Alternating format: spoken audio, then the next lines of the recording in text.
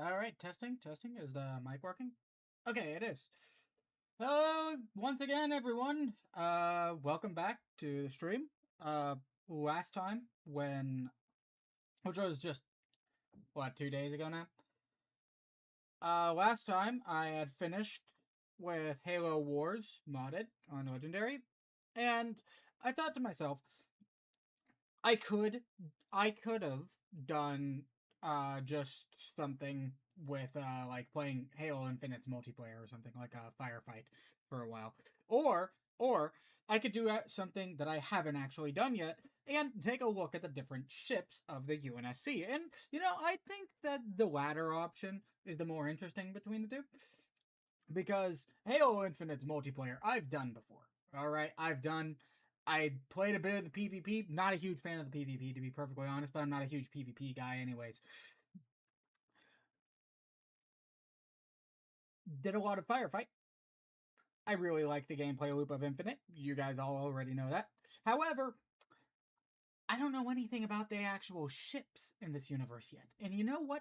For a sci-fi universe, I think that is really important to know. Especially Halo. I mean, I some people have described a lot of the UNSC ships as just like a block of gray. I get it. I do. I really do. However, counterpoint, they still look cool as fuck. Well, I mean, no one complains about the Imperial Star Destroyer looking gray and colorless, do they? No. Regardless, that pizza-shaped ship still is really imposing. It's really cool, even if what little I do know about the ISD2, it kind of sucks, just from a practical standpoint. However, I'm getting the feeling that Halo ships are probably not that way. So, we're going to first go through the UNSC ships, and then if there's time, I mean, that's even if we get through the entire, all of the ships before going on to the Covenant ships before the stream is over. If I don't complete this ship, what the fuck? If I don't complete the UNSC ships before the stream ends, I'll probably continue with more of them on, what, Friday? Not Friday. It would be, damn, what? Tuesday. Yeah. And then on Thursday, the 23rd, I will be streaming Campaign Evolved. I'm sure that anyone who's watching me has probably already seen the gameplay of Campaign Evolved. There's already some people who got even earlier access than the people who bought the early access. However, whatever. I'm still going to do it anyway since I have it, and, I want to give my impressions on it. Alright, without further ado, this is the UNSC's pre-Covenant warship, the Halcyon class breakdown. It's the Pillar of Autumn. I'm sure everyone already knew. And it's by MetaNerd's Lore. As well, like that in the forefront. A dozen Covenant superior battleships against a single Halcyon-class cruiser.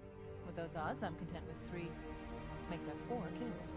It's durable, reliable, and a true ship of the line. It's also the very first thing we see from the Halo universe. What's up, meta nerds, and welcome to our very first non-Star Wars lore video. Starting with the first ship we see, the Halcyon-class light cruiser. A ship well known for its staying power and served as a mainline cruiser for much of the Human Covenant War.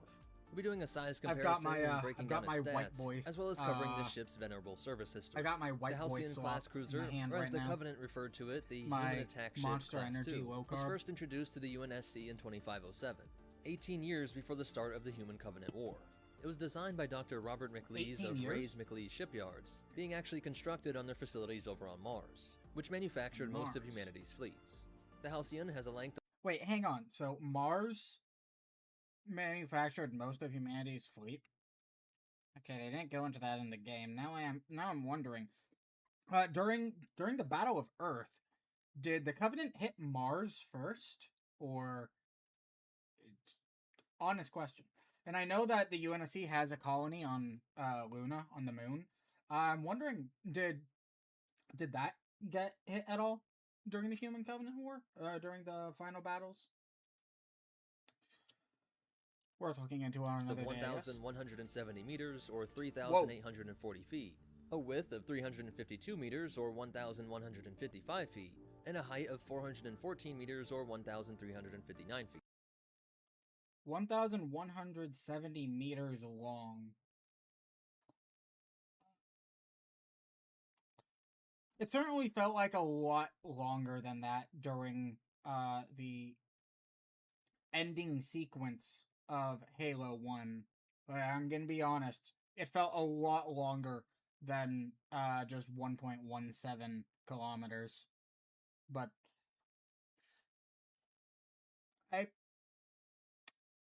in fact, actually, I'm gonna be honest. As in retrospect, as thinking about like just ship design, that final segment, at least to me, really made next to no sense. I just really didn't get it. Like, is there a reason for ship design to be like that? Like the is shown in the final level, the Warthog run in Halo CE. That just doesn't make much sense to me, and I hope that Campaign Evolved has a more sensical level design.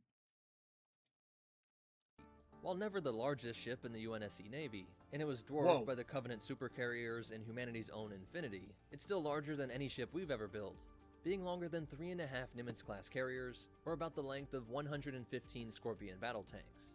It was as wide as 47 Banshees, or 2 Zumwalt-class destroyers laid across. And that total height is just 100 feet shorter than the Empire State Building, and taller than 11 Scarabs stacked on top of each other. The Halcyon was unshielded, like almost every UNSC ship, where the opposite is true for the Covenant Navy. As you might expect, this lack of shielding was a common weakness for the UNSC ships until the end of the war.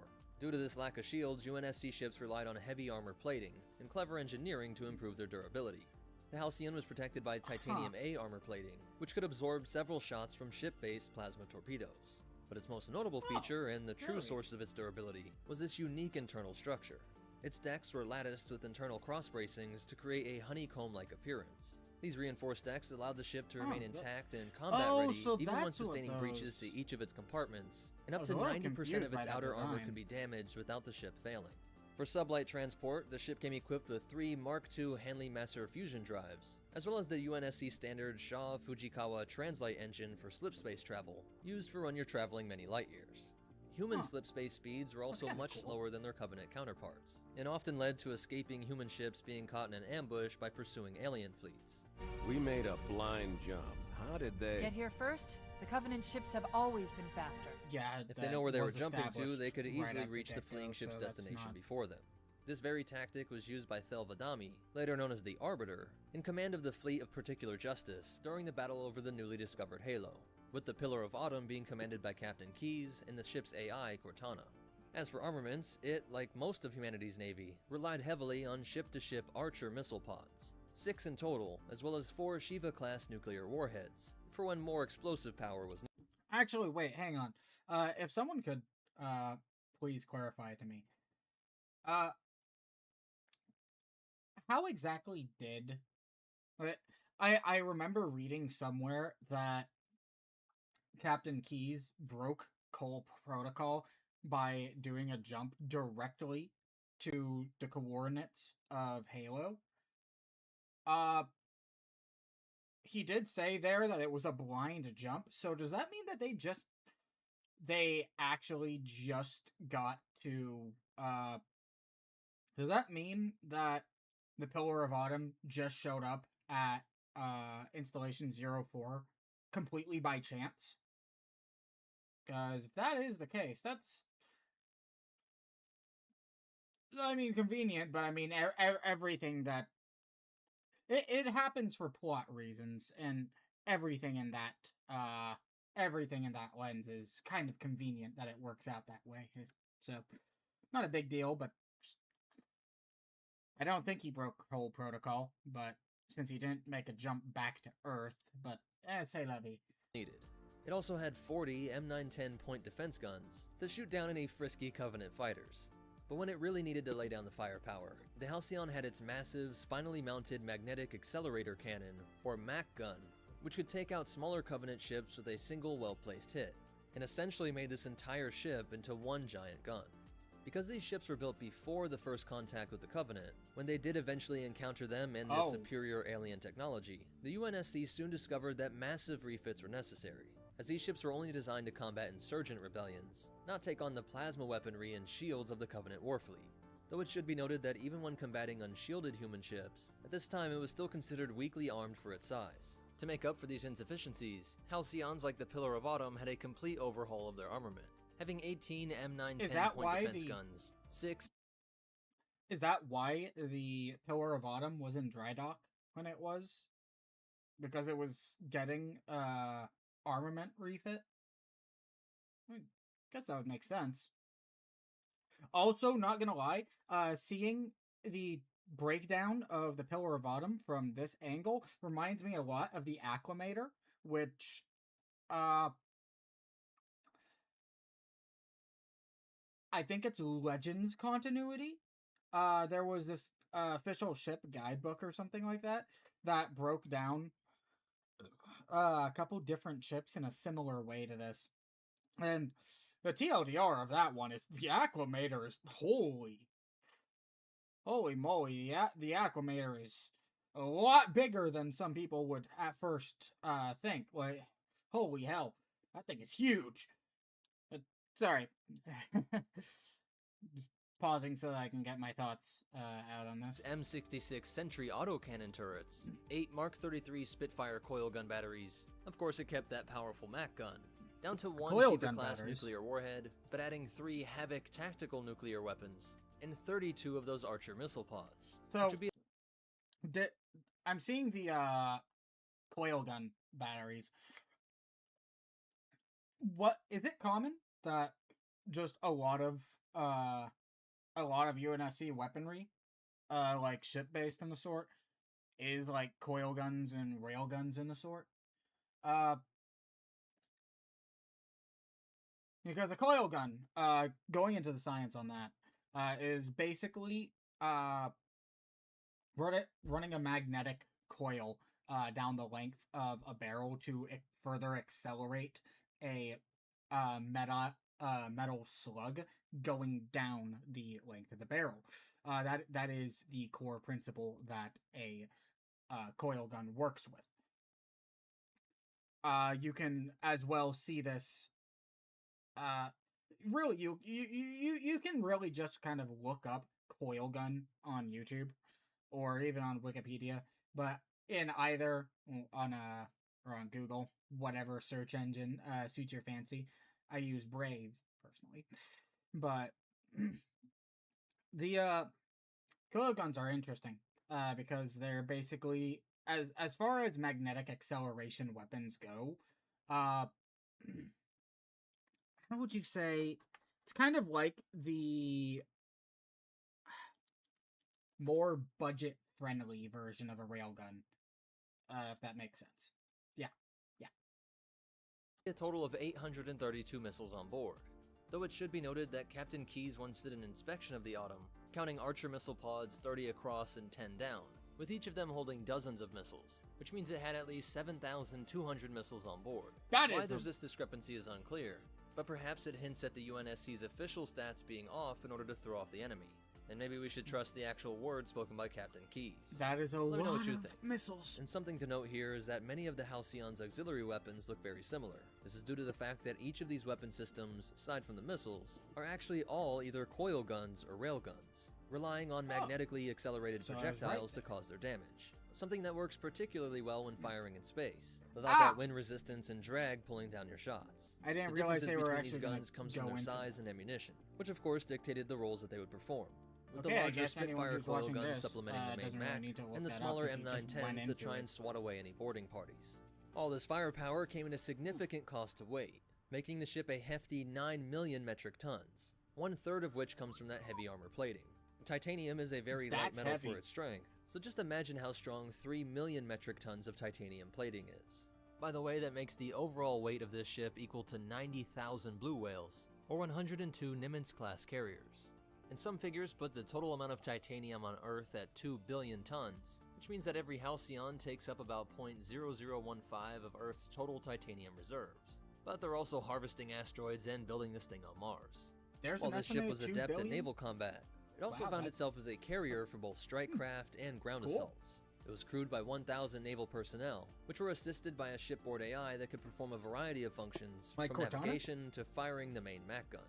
Just below that massive main cannon we can see the bridge, as well as the planetary scanners used to coordinate any ground assaults, info that would be relayed to its large onboard complement of troops and vehicles. Those look Across more its like 8 guns docking and scanners. bays were an but- array of 5 longsword fighters, 2 Albatross troop carriers, 12 Pelican dropships, 20 Scorpion battle tanks, and 60 Warthog Force application vehicles, each manned by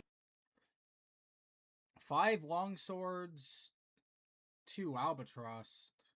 I'm gonna need to go through on a breakdown of each of these as well, but really? That's all? Only I find it kind of difficult to believe that a ship as big as the Pillar of Autumn would only be carrying 12 dropships and 20 tanks. For reference, in a tank battalion, or not battalion, tank company, you're already looking at, across 3 platoons, you're already looking at 12 tanks. So,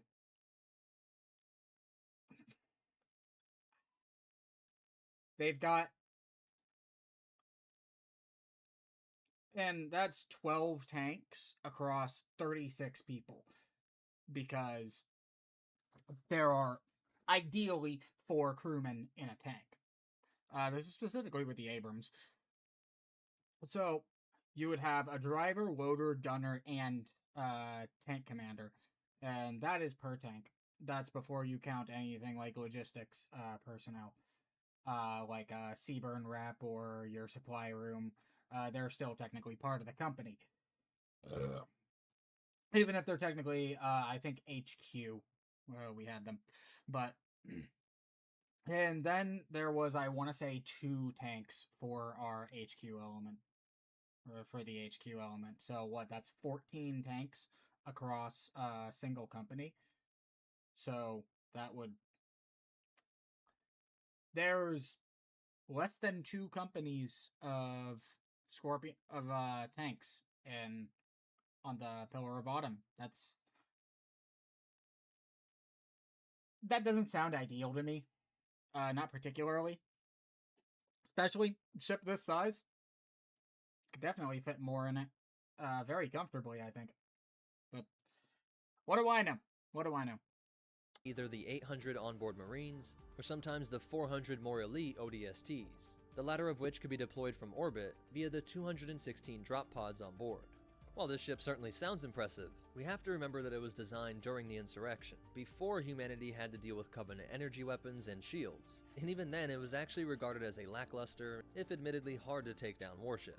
The refits to its armament managed to make it more competitive with other ships of its time, but poor maneuverability, speed, and increased malfunctioning Then again, and I maintenance guess its costs on account of the intent was- signature honeycomb-like interior meant that it Then again, I guess its intent was never really to be acting as a carrier.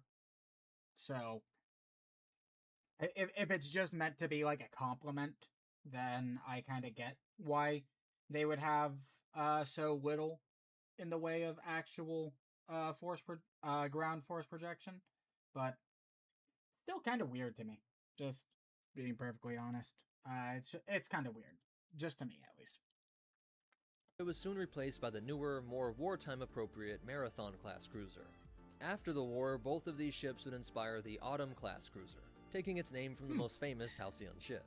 The Pillar of Autumn was of course infamous among the Covenant for transporting the demon Master Chief in Cortana to the first Halo The ring. hamster chief. Not long after the station's Beef discovery, the Pillar of Autumn would be used by Chief to destroy the Halo by overloading its enormous main reactors. This caused a massive explosion that took out the ship, Halo, and the remaining Covenant fleet. And though maintenance crews may have complained about it, it was that honeycomb-like interior which kept the Autumn intact, and made sure the reactors were functional enough even after losing a lengthy battle and making an emergency landing on the surface of Halo. It may have been considered a decade too old, simple, and often outgunned, looked down on even by ship AIs, but when it counted, the Halcyon always found a way to pull through, just like the humans who built it. So that's it for its history and breakdown, but you definitely want to hear these cool facts and behind the scenes stuff. What makes this a great choice for the first Halo video is that it's much like the CR-90 from Star Wars, being the very first ship that we ever see in this universe. The name Halcyon comes from Greek, meaning idyllic or happier past, and it's where you get the phrase halcyon days. And so it's a cool reference to the fact that while humanity may have thought it was in tough times fighting all these insurrections, those were much happier days than when they had to face extinction from the Covenant. The ship was designed by Lorraine McLeese, influenced both by Halo's MA-5B assault rifle, which was actually designed by her husband Robert. And they say that out-of-universe inspiration comes from designs in Mobile Suit Gundam. This husband and wife duo would also lend their names to the in-universe designers Dr. Robert McLeese and the important shipyard Rays McLeese. Rays being Lorraine's middle name, which is a pretty neat way to tie yourself into the canon, creating a ship that 2 decades later is still one of the most iconic designs in Halo. If you want to check them out, here are some of the sources used to make this video. If you want to connect with us on social media, find ways that you can... Alright, that's really cool, actually. And it looks like... You know, we're going to circle back to the, or actually, where is... What's Alright, so... The Epic class. Still by Meta Nerds. We commit the bodies of our fallen to space. What's up, Meta Nerds? This video will be a complete breakdown of the Epic class heavy cruiser. We'll go over its history, technical specifications including the armament, complement, and size comparison, and end on some behind the scenes. Whoa! Whoa. That is 2,500 meters long. That's a big shit. That is a big boy. This dude's a big boy. Holy. Epic class heavy carrier complete breakdown. Halo UNSC ships explained, again by the Meta Nerds. Meta Nerds lore. Facts. If you learned something new, please hit the like button, comment any suggestions for future videos, and subscribe if you want to see more. Let's head to the year 2525, the first year of what would become a 27-year-long Human Covenant War. The Epic earned its designation as a heavy carrier, being the largest ship besides the super carrier. So, the Punic? I am not aware of this ship. I don't think I've ever heard of it before. So, let's see. The ships that we're going to be looking at, we already looked at the Halcyon class, and the Marathon, they said, succeeded it in the last video. The Marathon and Valiant. And I believe they also said something about an Autumn class. That'll be interesting. I know that the Phoenix is specifically the Phoenix class colony ship, and that that was the ship that that was the Spirit of Fire. The Spirit of Fire was a Phoenix class, and it looks like the Phoenix class is actually a little longer than the Epic, huh? And about that would be about half the length of the Infinity. I also know that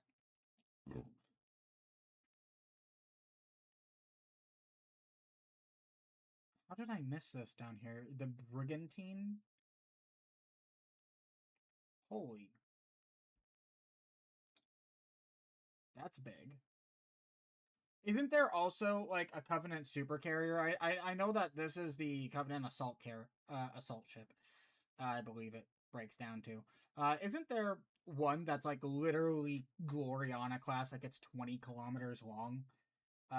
If memory serves, there is a class of Covenant ship that looks like the CAS, but is, what, like 10 times the size?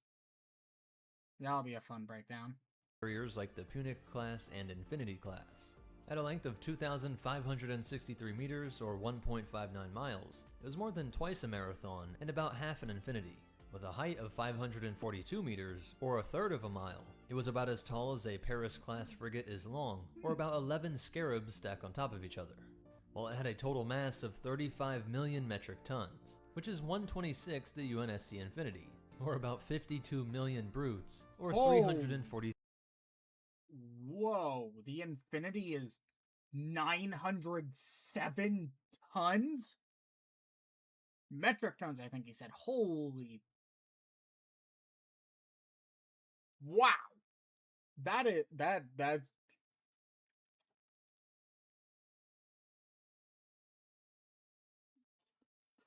it's a heavy boy.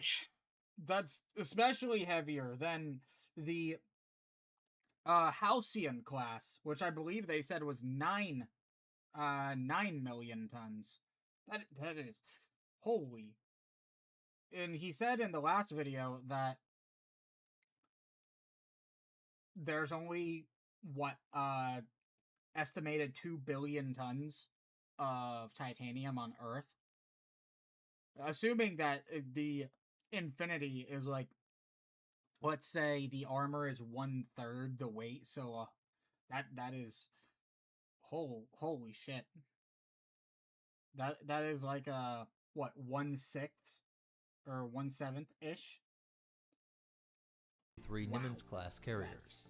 The Epic was manufactured by Sino-Viet Heavy Machinery, the company that produced a lot of military ships and vehicles like the Paris and Autumn class, but also several civilian vehicles, though even those, like the HM-1220, were made for civilians that wanted something that was nearly military grade, with their slogan saying that they were aimed at individuals that were, quote, regularly shot at. Sino-Viet was likely based in Southeast Asia, Sino meaning Chinese and Viet coming from Vietnam, while they had major facilities in the So- Kenyan major industrial. So would that mean that Sino-Viet? I don't know much about the corporations in Halo. Only that they do apparently hold more power than I would have been led to believe otherwise. But so Sino-Viet, Chinese and Vietnamese. So I'm assuming that this was like a joint national company, something like that. It's kind of interesting. Either that, or maybe like China annexed Vietnam or something, or Vietnam annexed West Taiwan in this timeline. You know, that would be kind of funny. Anyways, moving on. port city of New Mombasa, and on the human colony world of Reach with cities like New Alexandria.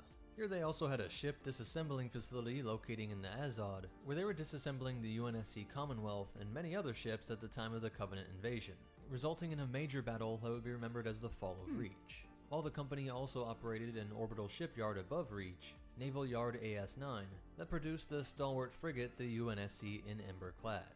For the hull, they would use titanium the Amber clad. That battle was plate armor, the material used in most UNSC ships, because it is relatively that's the lightweight ship we and saw extremely in, durable, Halo while also 2 having a high tolerance to heat. of Captain Specifically, Keyes. it was titanium 50, with alterations made at the molecular level by adding some classified elements that made Miranda it even more keys. durable, while also placing thermal superconducting radiators within the plates for an even more efficient transfer of heat from the plates to space. After the Covenant War erupted, the aliens' use of directed plasma energy weapons required the manufacturers to add even greater energy transfer materials, resulting in thick layers of elastic polymers and intermetallic laminate, a sort of crystalline structure of either two types of metals or a metal and non-metal element. And then the space between the armor plate exterior and the interior walls was filled with a shock-hardening fluid that would be the final line of defense from projectiles, and also work to that's flow kinda into and seal small breaches in the hull. It should be noted that even all of this did not stop against the most powerful of Covenant weapons, and the Titanium A would be replaced by Not Titanium A3, which is what you find in the UNSC Infinity. The ship had a fusion reactor that powered its Shaw Titanium Fujikawa A3. Translite engine, the revolutionary device that was created nearly 300 years earlier, the tech that allowed for the expansion of human colonies across the Milky Way galaxy. Hang on. I've never seen this before. So, Covenant controlled space. Johane space is just Doisak, basically, and a couple other weird shape around it. Kigyar space.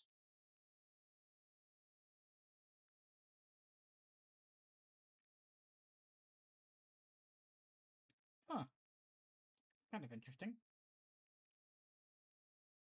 Isn't Delta Halo isn't to this day, at least in the lore, isn't to date in the lore, Delta Halo is still quarantined by uh the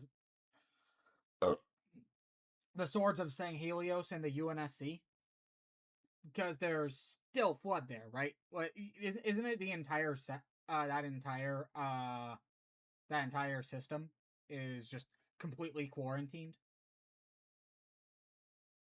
Huh.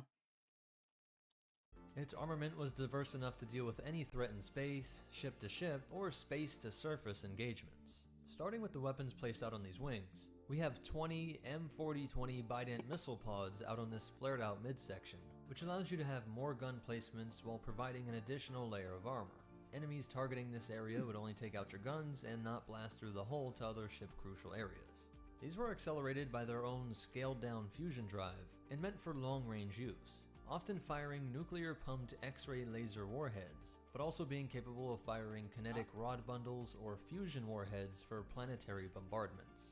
Keep in mind, this, and every weapon mentioned, was designed for use in suppressing the insurrection of human colony worlds, the epic being created before first contact with the Covenant. There were 70 M58 Archer missile pods, with each pod usually containing 24 missiles. These are one of the most common explosive ordinances on a ship, used for ship-to-ship combat, and were like hammer blows, no single missile being strong enough to break through a shield or through decent hull armor, but in great numbers they could pummel their way through. Then we have 3 different weapon systems to intercept starfighters, boarding craft, and incoming missiles.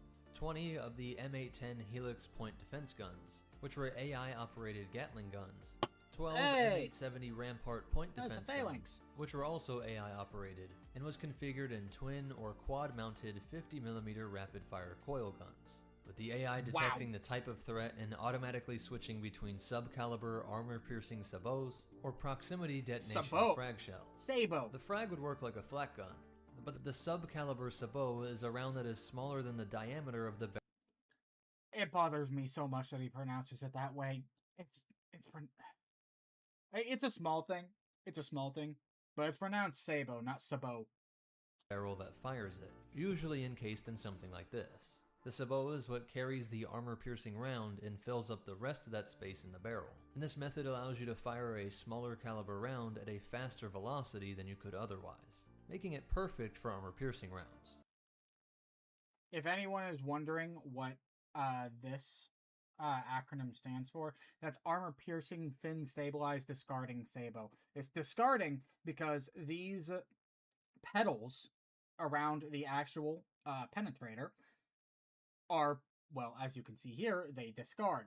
Now, this is getting into a bit of science here with ballistics, or rather aerodynamics. But for normal bullets, right? Tracking now.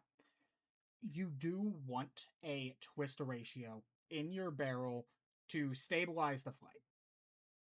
A spinning bullet, a bullet spinning at the right speed, and it has the proper amount of rotations per, well, second, more or less. Proper amount of rotations per distance traveled. That is going to make it more accurate. All right? It improves its stability of flight. However, darts don't work like that. If you've ever tried to put spin on a dart, you'll realize it doesn't work. You don't want to put spin on a dart. Sabots work the same way. You don't want to put spin on them. That's why, for example, the Abrams main gun is a smooth bore. Because the aerodynamics of a sabot are more like a dart than they are like a bullet. You don't want to put spin on a dart. It becomes less accurate when there's a spin on it. So you have a smooth bore barrel. It fires the petals more or less guide it down the barrel efficiently, and then discard off the sabot proper, the actual penetrator, as it leaves the barrel. And then accuracy it's like a dart. Specifically, the reason that sabots are made out of either tungsten or depleted uranium is because both of those materials, when they come into contact with a hard surface, it doesn't squash, it doesn't flatten. Instead, it actually self-sharpens into the material. So, say you have like a wall, right? And a bullet hits it and flattens against the wall. It might make a small impact in the wall, but it flattened against the wall nonetheless. It didn't go through. Sabot, on the other hand, is going to hit there, and it's going to shear off its own material as it starts passing through that wall until it punches through the other side. So the sabot that is punches through is not as thick as the sabot that hit initially the wall. It did lose material punching through. Not a significant amount, mind you, but enough to where it reliably to where it self-sharpens going out the barrel. Well, not out the barrel, through materials. And that's the basic principle of a sabot and how that works. Are there counters to sabots? Yes, there's counters to almost everything in Modern Warfare. For example, sabot hitting a steep enough angle will actually cause the sabot to shatter instead of bend. And then a shattered sabot is, a shattered penetrator is not doing a whole lot of good work. It's just fragments that are slamming in to a surface that it didn't really do much to penetrate already. There's ups and downs with it. Anyways, sorry, that's my tangent. Moving forward. The third part of this defensive trio were the 12 M66 Sentry autocannons that would fire essentially bullets or explosive rounds, and which would be manned by human personnel, but likely aided by a suite of AI targeting systems as well. And then we have the two Mark 15 breakwater naval coil guns, which were affectionately called Mini-Macs because they work just like this ship's larger 56A2F9 magnetic accelerator cannon, or MAC gun. The Epic had a rapid-fire variant of the MAC that was found on the Stalwart class frigate, and it was strong enough to punch through even the ridiculously reinforced holes mentioned earlier. More than enough for human insurgents, and often, but not always, strong enough to get through Covenant shields and armor. This is a form of coil gun, which accelerates the round by sending a current through a series of coils that are wrapped around the barrel, creating a magnetic pull just ahead of the round. A round that was usually several tons of super dense ferric tungsten. This was the main weapon system of most UNSC ships and orbital defense platforms, often controlled by the ship's AI. You have the mech gun, Cortana. As soon as they come in range, open up. Gladly. And just a side note is that it could fire accurately at such incredible distances that point blank is considered 100 kilometers or 62 miles. As a heavy carrier, it is... Are you kidding me? Point blank for these things is 100 kilometers? That's... Okay, that's... These things had greater range than I thought they did. Okay, that's... designed around its complement. And the Epic was able to house 800 UNSC Marines, which was a full battalion, and has... Just 800? Sorry, that's just... The Pillar of Autumn, which was a Halcyon class, was like less than half this thing's size, and it also only housed 800 Marines. I guess there's a different purpose for it. Not all ships have a larger complement of troops simply because they're bigger, but it's just kind of weird to me. Over 12 hangars, each of which would house 3 drop ships and 2 space fighters, usually meaning 36 Pelicans or Condors, or even the stealth insertion craft, the Owl. while those space fighters would be 24 of any combination of C-712 longswords, YSS-1000 sabers, or F-41 broadswords. While the larger C-709 longsword and other ships too big for these hangar bays could attach via a series of clamps and gain access to the Epic via retractable umbilicals. To operate this ship required a crew of 1,300. Common to all UNSC carriers, the crew was composed of Marines and Navy servicemen, which were divided into blue and green quarters, while also having different colored uniforms to distinguish their occupation on board, with red being for ordnance handlers, green for technicians, and white for safety personnel. As for its history, the lead ship was named after its class, as is common for most ships, but other than that, not much is known about the UNSC Epic. But the UNSC Atlas would play a crucial role in the development of the Spartan II program.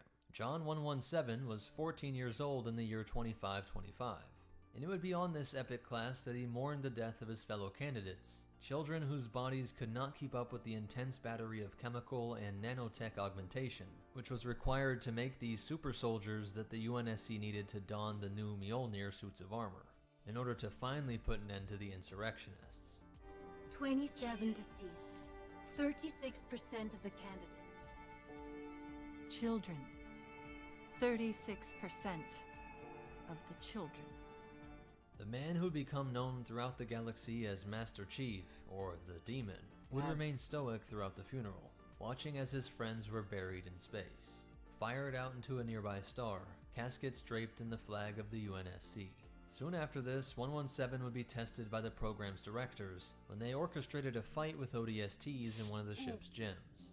After the Helljumpers provoked the boy, John was able to disable and even kill some of them, all without taking a hit. A remarkable display that convinced everyone that these children that were able to withstand the augmentations truly had become the greatest soldiers the UNSC had ever seen. Though this fight would also create tensions for the next 30 years between the ODSTs and Spartans. 27 years later, an Epic would be involved in the Battle of Sigma Octantis IV as a part of Battle Group Leviathan, which consisted of one Marathon-class heavy cruiser, the eponymous UNSC Leviathan, 15 destroyers, 30 frigates, and 1 refit station. Even in what would prove to be the final year of the Human Covenant War, the UNSC was still greatly overpowered in almost every engagement.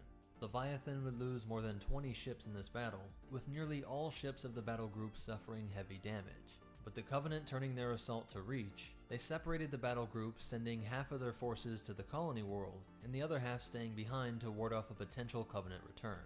The damage these ships suffered staggered their arrival to Reach, with the first coming out of slip space on August 1st, and the last on August 12th of that year. In the subsequent battle with the Covenant fleets, all of these ships were destroyed except for the UNSC Gettysburg, and even it had its entire crew slaughtered when it was docked at a refit station over Reach. This would be the last we hear of any Epic class in service, but they were not decommissioned, and so we should expect that there are still plenty spread throughout the stars protecting humanity's interests. So that's it for its breakdown, but you definitely want to hear these cool facts and behind the scenes stuff. This ship was first introduced in the novel The Fall of Reach, with its interior being described in the novel Helljumper, though it was first visually depicted for its Hang on. Alright, so The Fall of Reach. I remember seeing a short not too long ago. Mind you, this was maybe a couple days ago at most. Doesn't Halo Reach, the game, actually like heavily contradict The Fall of Reach, the book? I'm not sure how, but I remember who was it? I can't remember his actual channel name. But he had mentioned something about that, and I actually haven't read any of the books yet, so I just kind of have to take his word for it, more or less. But creation in the tabletop game Halo Fleet Battles, and was based on concept art from Halo 2, Halo Wars, and Halo 4. It was meant to be a visual combination of ships like the Phoenix, Halcyon, Marathon, and the Infinity. This should be considered the official depiction, but note that it has major differences in the Fall of Reach comic, and even some slight differences along the dorsal side in the Fall of Reach animated series. And I just wanted to note that most of the tech in the Halo universe is based on either existing real tech or plausible future inventions based on real physics, like everything from the subcaliber rounds to the intermetallic and fluid armor paneling. So that's it for the Epic class heavy carrier. If you like this video, please hit that like button. alright, thank you for that. Alright, so the next one would be... We'll go over the ground vehicles at a different time, but... The Orion class assault carrier, complete breakdown. Let's look at this. By Meta Nerds Lore. The UNSC. What's up, Meta Nerds? For this breakdown, we'll be pulling from every source available to understand the Orion-class assault carrier, a formidable capital ship in the UNSC Navy, which is a product of human ingenuity and technological advancement, particularly during the tumultuous time periods of the Insurrection and Human Covenant War. Manufactured by the renowned Sino-Viet Heavy Machinery, a company that notably produced a range of civilian road vehicles, the Orion class stands as a testament to Sino-Viet's versatility and engineering prowess. You might have seen Sino-Viet's ubiquitous trucks on Human Worlds, and they demonstrated a capability in space technology by constructing and disassembling spacecraft. Their facilities, spread across key Human Worlds, including Earth, Reach, and Endesia, were instrumental. But from the quick look that we got at it so far, it looks a lot more rounded, like akin to Covenant ships. So, was it designed using lessons learned from Covenant tech, or breakthroughs from reverse engineering Covenant tech? That would be kind of interesting. In producing the bulk of the UNSC's naval fleet, ranging from carriers to frigates. The Orion class, with its imposing dimensions of 2,220 meters in length, 610 meters. What the fuck is that? Oh, that's a repair platform. Okay. I was... It's got engines on it, though. I think those are engines. Cradle class mobile repair platform. It does say it's a mobile repair platform, but holy... Was that shit made after the war?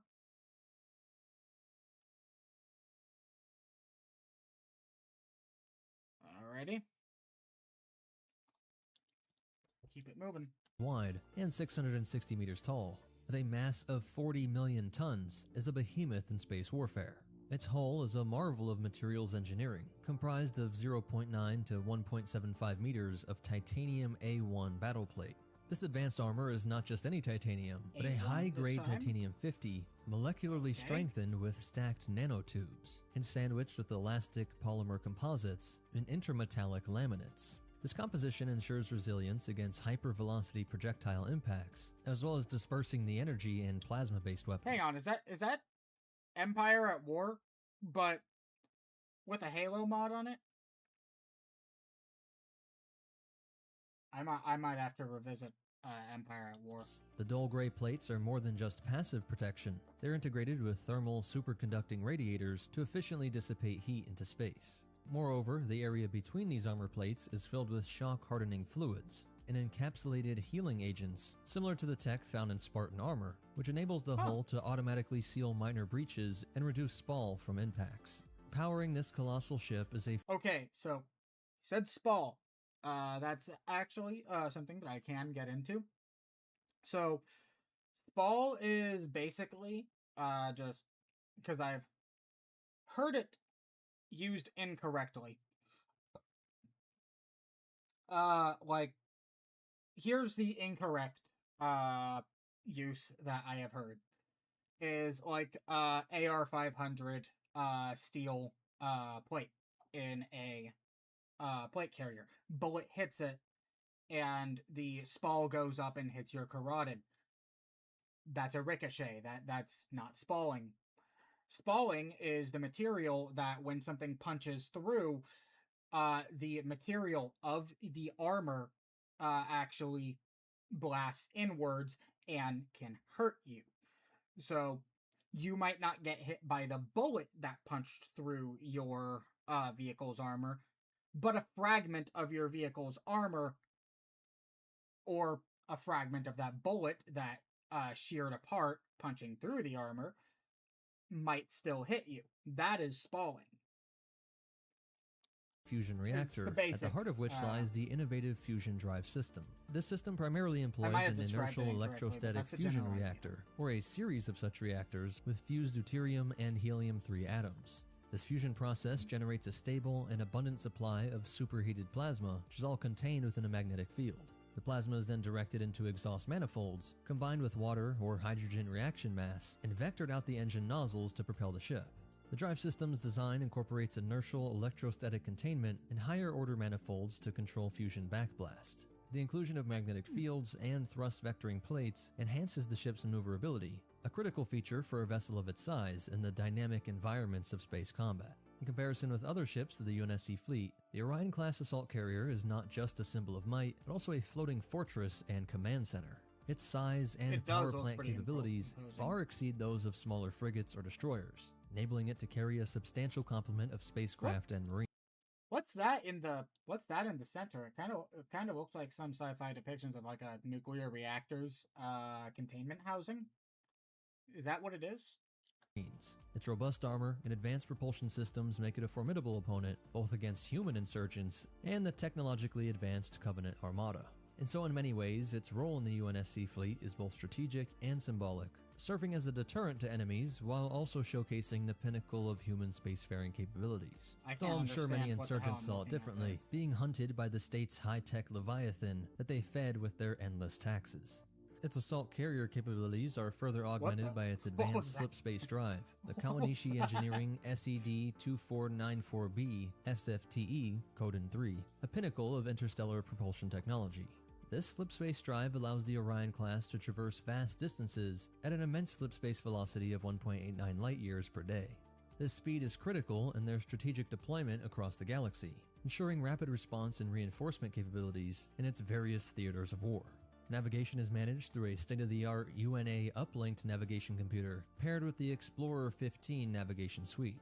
This combination offers unparalleled accuracy and efficiency in plotting courses through both real space and slipspace. The sophisticated navigation systems are essential for the precise maneuvers required by a ship of the Orion class's size, especially when operating near other fleets, both friendly and enemy, and coming out of space near complex gravitational fields or near celestial objects. Features two distinct hangar bays, each designed for specific types of spacecraft. One hangar is dedicated to starfighters, ensuring quick deployment and recovery.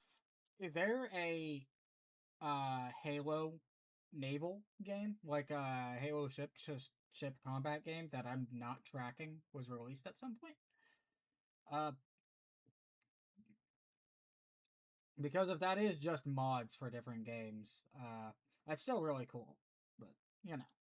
During combat operations, while the other is reserved for transport craft, facilitating the movement of troops and supplies. There are several different mission-dependent loadouts, but each very impressive and could include 12 to 24 GA TL-1 longswords, renowned for their versatility and firepower, ideal for close-up air support, 36 D-82 EST darters, which are smaller, agile fighters, 36 D-77TC Pelicans, the workhorse for troop and cargo transport, and 28 D-96 TCE Albatrosses, used for heavy lifting and large-scale troop deployment.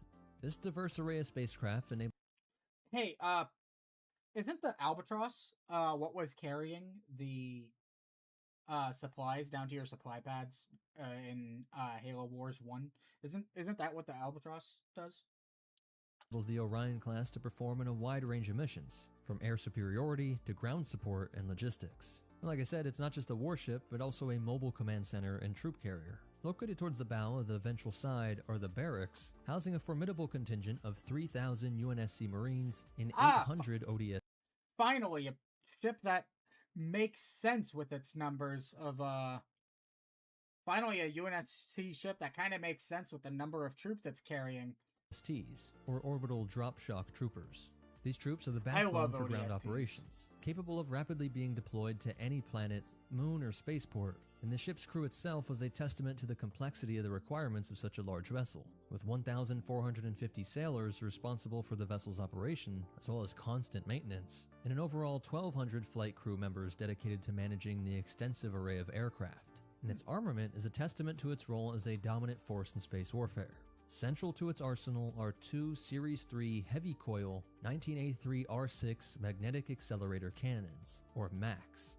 These weapons are a pinnacle of human military technology, leveraging the principles of the coil gun to deliver devastating kinetic strikes. The operational mechanisms of a MAC is rooted in electromagnetism. It utilizes a series of He's coiled explaining this conducting again. wires, Thank you or very much. solenoids, to accelerate a projectile. Each solenoid, when activated, generates a magnetic field that pulls the projectile forward. As the projectile passes through one coil, the next coil activates, continually accelerating the projectile down the length of the gun. The longer the MAC, the greater the muzzle velocity of the projectile, translating to more destructive power upon impact. And not needing all those specialized parts of an artillery shell, it's just drawing from the same energy that's used for everything else on the ship in a simple, solid projectile as ammunition. This mechanism differs fundamentally from that of a railgun, which also uses electromagnetic forces, but accelerates a projectile along two conducting rails. Despite that So difference, it's- railguns are sometimes colloquially referred to as MACs, as seen with the mini-MAC armament of the M510 Mammoth. My But favorite firing a vehicle MAC in the requires game. a significant amount of games. energy. UNSC ships, including the Orion, channel that power from their fusion reactors into capacitors to build up the necessary charge. This process, while essential for firing, does divert powers from other systems like engines, necessitating strategic decisions about when to charge and fire these weapons. But they can be fired at less than 100% charge, allowing for quicker firing rates at the expense of projectile velocity, and the option of having warning shots for not completely obliterating your target. And they're also versatile in their ammunition choices. They can fire a range of munitions, from dense ferric tungsten rounds to low-mass or depleted uranium slugs. The Orion class likely employs heavy rounds given its role as a capital ship, and these projectiles can vary in size and mass, from 10 meters long, 160-ton rounds, which are mostly used by the smaller frigates, to the colossal 3,000-ton projectiles fired by orbital defense platforms, which can reach velocities of up to 40% the speed of light. Additionally, MACs on ships like the UNSC Infinity Hang can on a fire second. various How- suborbital defense platforms, which can reach velocities of up to 40% the speed of light. Additionally, MACs on ships like the 40% UNSC the Infinity speed of can fire light. various sub-caliber that is a munitions very through their fast massive round. 27-meter bores, including special Holy. rounds like drone missiles or even cargo pods and small spacecraft. The versatility of MAC munitions allows for a wide range of tactical applications, from direct ship-to-ship combat to strategic bombardment, or even unconventional uses like deploying cargo or drones. Pause to thank BetterHelp for sponsoring this video. BetterHelp is the world's largest therapy service.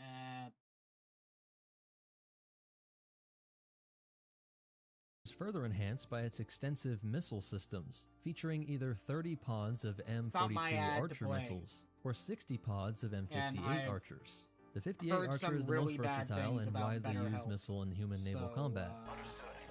Archer missiles inbound.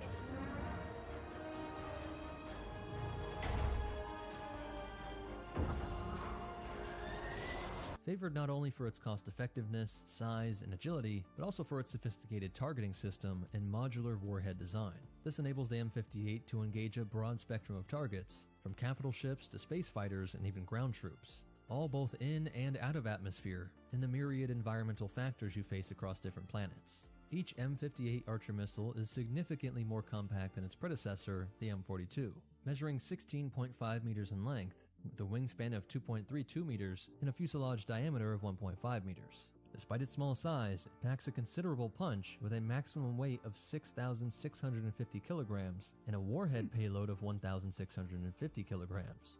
The missile's propulsion is provided by a Trimino hydrazine rocket booster, The capable missile of knows accelerating where it it to is, velocities because it knows exceeding where it dozens is. of kilometers per second. Additionally, the Archer is equipped with Kilometers force per correction second. thrusters integrated into its fins, which also serve as stabilizers when in atmospheric flight. The construction of the M58 Archer features lightweight aluminum steel paired with a thin layer of ceramics, offering protection against high-speed debris, and likely even small arms fire. But of course it won't stop proper anti-air defenses. There it's just going to rely on its high velocity for evasion. The reinforced nose of the missile, composed of overlapping graphene sheets, is designed to retain its shape even when penetrating solid armor. A standout feature of the M58 is its networked AI system, which becomes more sophisticated with each missile launched. This is operating through an AN-DBK56 computing array and coordinates the flight information of nearby archers, optimizing both their power and survivability. And guidance to the target is achieved through integrated radar and LiDAR optics. And they also come with various types of warheads, I'm not a each tailored for specific. Okay, so I've talked about a couple things. I don't know radar or lidar. If you want to know that kind of stuff, go watch Habitual Line Crosser. If I'm not mistaken, I want to say that he was Army as well. He was. If memory serves. He was air defense, though, from everything I've gathered. I've never actually met the guy, mind you. I wouldn't claim to. I did something completely different. I was a combat arms MOS. You can probably guess which one I was, based on some comments that I made just earlier. But I digress. When it comes to radar and LiDAR, I know those are two different things. Even if they share a lot of letters, even if they both end with dar, if that makes sense. But the the not my thing. I don't know air defense, so I wouldn't really know radar or LiDAR or those kind of things. I don't know missiles. I do know some things about tanks, though, and the mechanical side of things. Specific tactical roles. The M58A, high explosive, vacuum enhanced. This was the default warhead designed for space use and features an explosive substance enhanced by a reaction mass, improving both range and damage potential. And it's even more effective when detonated against a mass like armor. The M58B, electric warfare, disrupts electronics and computer networks through a high-energy electromagnetic pulse, affecting vehicles, guided munitions, and occasionally spacecraft. The M58C, ionic, specifically targeting energy shields, using hydrogen ions that turn into plasma upon impact, weakening the energy bonds in these shield generators. The M58D, multiple independently targeted vehicle, or MITV, carries 7 high-speed missiles and is used for air defense, almost like a combo of a flechette round, and with the effect of flak, it's effective against space fighters and incoming projectiles. M58E Decoy lacks a conventional payload and houses a radiation emitter to draw enemy fire, emitting a high-energy infrared and radio signature to distract enemy defenses and clear the path for more powerful weapons. And then turning to the assault carrier itself, you'll see an array of point defense systems designed to protect the vessel from smaller, fast-moving threats like incoming missiles and strike craft. 14 twin M66 Sentry 279mm 36 caliber naval autocannons were significant components of the Orion class. 279mm. Holy. All right, for reference, the Abrams, it only uses a 120 millimeter, and the howitzers, like the M777 or what the Paladin has, those are 155 millimeters. So these are some big munitions they are slugging out with. This is defensive armament. The M66's large caliber and twin barrel configuration provides substantial firepower, capable of engaging and neutralizing a variety of threats, including enemy fighters and incoming projectiles. Their size and power make them particularly effective against larger and more resilient targets that may get past the outer layers of a ship's defenses, which include the 20 quad M870 Rampart 50mm 50 cal point defense guns, which is widely adopted within the Rampart 50mm 50 cal.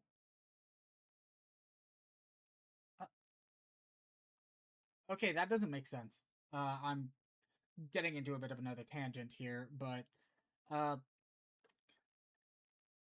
caliber, when you say like 50 cal, that's measuring in imperial, not in metric. A 50 cal is a 12.7 millimeter. That's the translation. So if you wanted a 1-inch gun, that would be 25.4 millimeters. This is a bit contradictory here, because 50 cal is half an inch.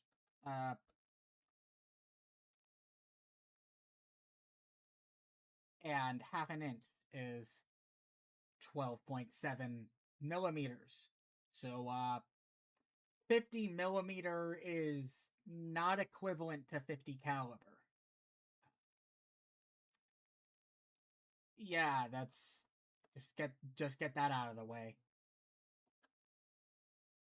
I mean, I guess they might mean it in a bit of a different way, but we really don't use millimeter and uh, that would end up just being called 50 mil, not that would just end up being called a 50 mic or a 50 millimeter, not a 50 cal. We wouldn't call that a 50 cal because for all intents and purposes, unless they are measuring inches, well, unless they are measuring their caliber by millimeters in the Halo universe,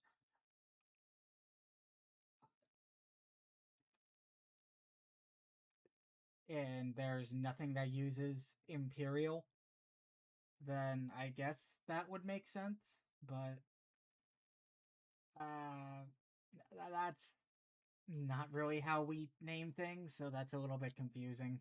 Point defense gun family. Its popularity stems from its balance of size, power, and versatility. Compared to the later and more powerful models, the M870 is relatively smaller, but surpasses all the earlier versions in terms of firepower, which makes it suitable for everything from smaller corvettes and freighters to these massive supercarriers like the Orion class. Each M870 Rampart turret features a compact design with 2 linked batteries, each housing twin 50mm barrels. This setup allows a full 180-degree vertical traverse for each battery, providing comprehensive coverage against threats from all angles.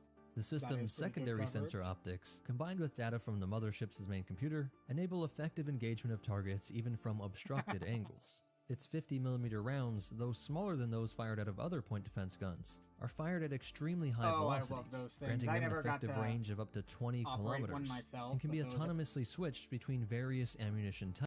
That thing that we just saw there was a basically a quad mount for M134s, which is the minigun.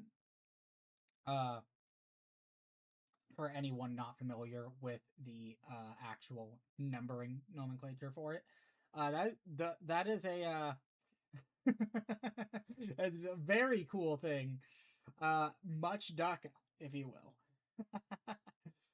Types, including flak, ultra-dense rounds, and magnetized rounds for countering plasma torpedoes. Each barrel can discharge up to 360 rounds per minute, amounting to a total firing rate of 1,440 RPM in this quad setup. While the system's firing sectors are unified under a single motor mechanism, its segmented design simplifies maintenance and repair, allowing for quick component replacement during combat. Then we have the 26 M810 Helix 35mm 99 caliber point defense guns. Described as spun up and hot, these rotary cannons are likely automated and operated by an artificial intelligence, similar to other UNSC point defense systems. The Helix's primary role is to intercept and destroy inbound threats, such as strike craft and missiles. Its 35 caliber and high rate of fire make it especially effective against swarms of smaller, fast-moving targets that could pose a significant risk to the carrier. Together, these defense systems form a layered and robust defense network around the Orion class assault carrier. Its combination of heavy autocannons, versatile medium caliber ramparts, and rapid fire helix guns ensures that the carrier is well equipped to deal with a wide range of threats, from large enemy vessels and strike craft to fast moving missiles and torpedoes. This comprehensive defensive armament is crucial for the Orion class, whether fighting humans or aliens. Looking to its history, after it was developed by the UNSC Navy, it became a pivotal asset during the Insurrection and Human Covenant War, serving primarily as a planetary assault vessel. Introduced in the early stages of the insurrection, the Orion class was designed to address the urgent need for extensive peacekeeping operations, which would become a hallmark of the conflict. These carriers, while not as heavily armed as their successors and equipped to handle only moderate attacks, were uniquely capable in planetary invasion scenarios due to their internal manufacturing facilities, similar to those found on some colony ships, and of course their vast complement of armored ground troopers. The deployment of the first Orion-class carriers occurred within the first 5 years of the Civil War. They were mass-produced to spearhead offensive operations against the fragmented and disorganized conflicts which characterized the early insurrectionists, often referred to as bushfire wars. The Orion class quickly proved its worth during this period and became a symbol of the UNSC's impending victory. However, the onset of the Human Covenant War dramatically changed the operational landscape for these carriers. Their relatively weaker defenses became a significant liability, leading to heavy losses, particularly in the first 5 years of that war. The loss of space superiority often spelled defeat in ground engagements, and with the Orion-class carriers deployed extensively across the outer colonies, they suffered disproportionately high casualty rates compared to other capital ships. The few that survived this brutal period were either withdrawn to the inner colonies to bolster defenses against prolonged sieges, or repurposed to lead expeditionary fleets targeting Covenant logistics. By the end of the Human Covenant War, only a few Orion-class carriers remained, largely those that had been reassigned to support manufacturing efforts. These surviving vessels were crucial in the recolonization of habitable planets and in the search for lost human colonies. Under the auspices of the newly formed UNSC Frontier Command, they played a key role in the post-war recovery and exploration efforts. And despite their significance, not a single Orion-class carrier would endure beyond the created crisis. Whether lost to sabotage, battle, or just decommissioning, the legacy of the Orion-class carriers is marked by their pivotal role in some of the most challenging periods of human space history. The story reflects the evolution of naval warfare and the shifting priorities of the UNSC, from peacekeeping efforts against less heavily armed humans, to being overpowered by alien forces in large-scale conflicts, to the post-war reconstruction and exploration period. That's it for its breakdown. And there isn't much for behind-the-scenes fact, except for a lot of these details come from Halo fleet battles and the Halo Encyclopedia. So be sure to check those out if you want to read up more on this and tons of other cool things. Please hit that like button, it's the best way to help me. Alright, cool. Give me a moment. I do kind of need to take a piss real quick. I'm just gonna mute my mic. I'll be back in like 1 or 2 minutes, tops.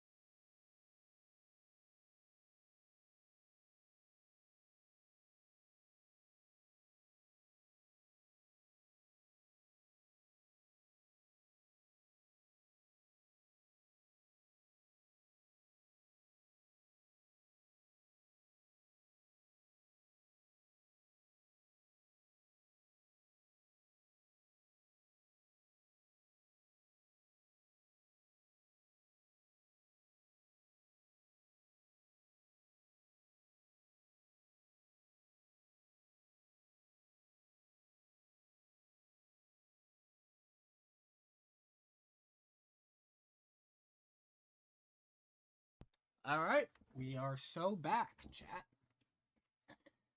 Alright, so that was the Orion class assault carrier. Complete breakdown. So I was wrong. It definitely, most certainly, was not a hybrid of human and Covenant designs. Still kind of cool. I mean, granted, Covenant to see.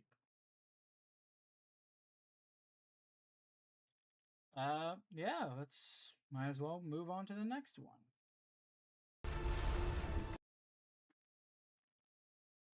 So, this is the Covenant defeat plus Poseidon class carrier equals UNSC secured galactic human hegemony. And that must mean that this is the breakdown of the Poseidon class, which I didn't know existed. I've never heard of this ship before, but looks like you can see it in the background over here. So let's get right into it. Infinity.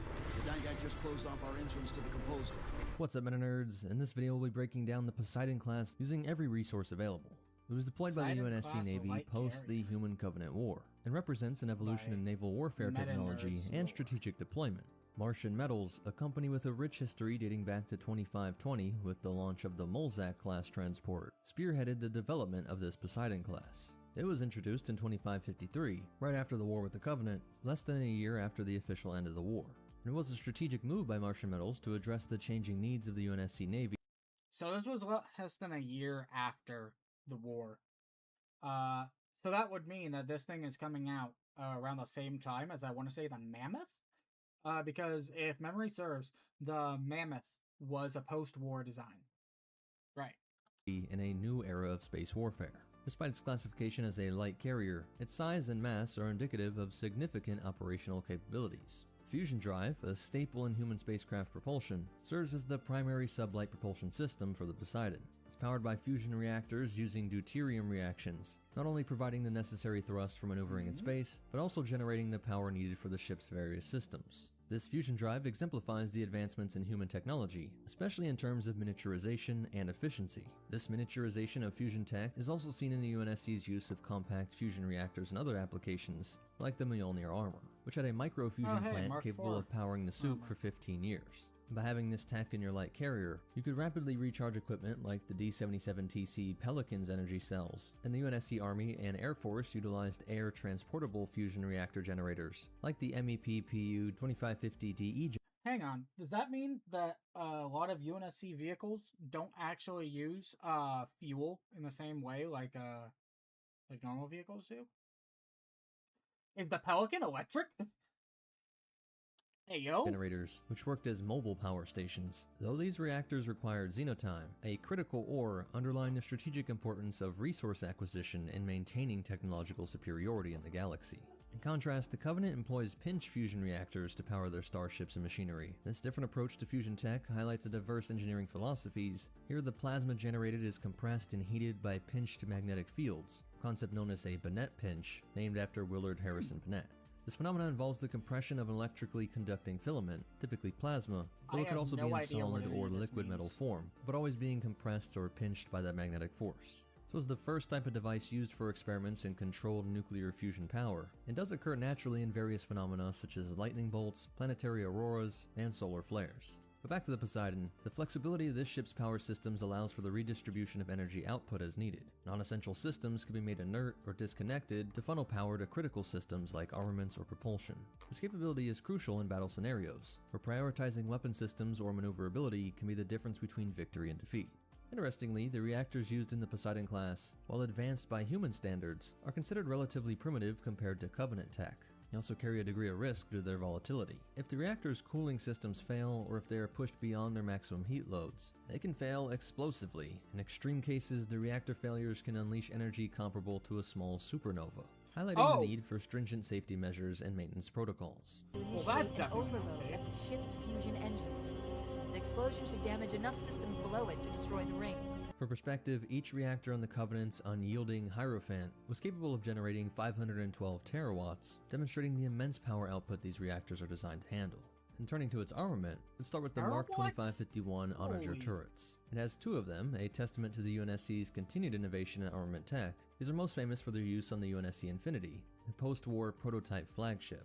During the battle at the Forerunner Shield Ward Requiem in 2557, the effectiveness of these turrets was demonstrated, despite initial setbacks due to jamming by Jul Madama's Covenant forces. Once operational, the Onager turrets played a crucial role in repelling the Didac and his forces. ONI's Ivanov station near Installation 03 utilized automated Mark 2551s, and they would provide critical cover fire against the Didac, showing that they were used on both offense and defense. And then we have a pair of M42 Archer missile pods. Archers are known for their versatility, adaptability, and long-range capabilities, making them a staple in the UNSC arsenal throughout various conflicts, including the Insurrection, the Human Covenant War, and the post-war period.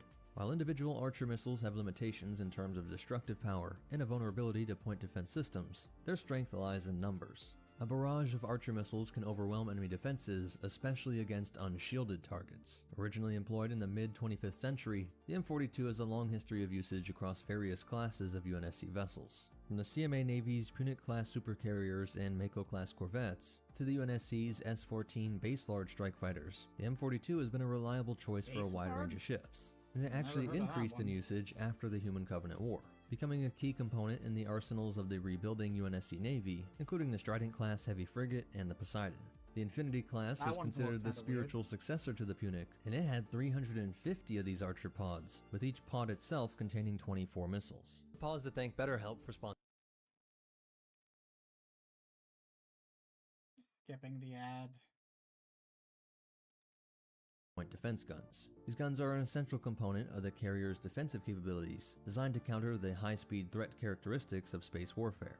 These are 50mm coil guns, a type of electromagnetic gun that uses magnetic coils to accelerate objects. Since you're in space with no resistance from atmosphere, with the incredibly high velocities involved in space combat, human operators cannot effectively target incoming missiles and space fighters. Therefore, the M870s are typically fully automated, controlled by the ship's artificial intelligence. However, they can be switched to manual operation if necessary. Each Rampart turret consists of either twin or quad-mounted 50mm rapid-fire coil guns, along with a targeting scanner.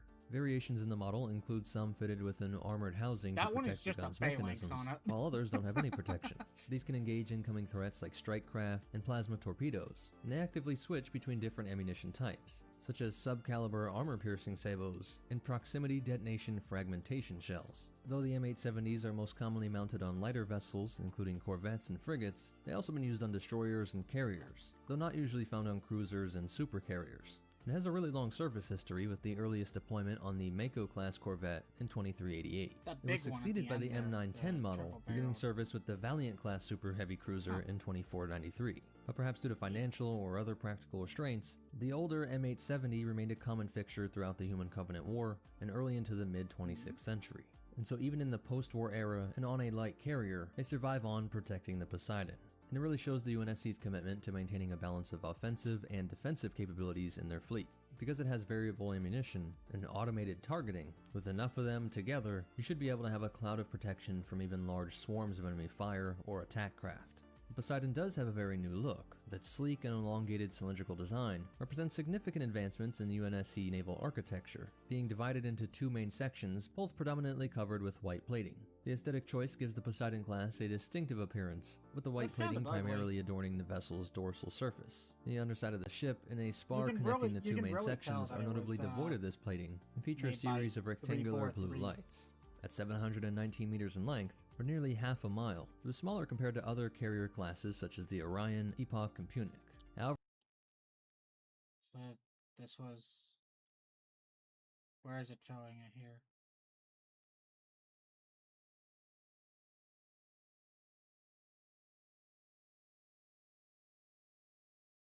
Oh, it's down here at the bottom.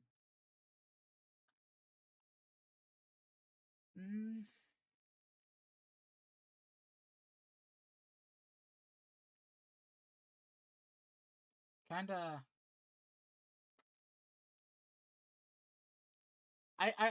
I'm gonna be honest, I really don't like the look of it. I think it's kind of for what it lacks in size and armament, it compensates with other strategic advantages. The aftermath of the war, with shipyards over Mars and Jupiter heavily ravaged, the design of the Poseidon class was optimized for ease of manufacture. This adaptability in production was crucial for quickly replenishing the depleted UNSC fleet, which was a significant benefit in the immediate post-war period, with so many human lives lost, and perhaps a reluctance to join. The smaller crew requirement allowed them to be rapidly pressed into service, and were seen as vital in the recovery efforts starting in 2553.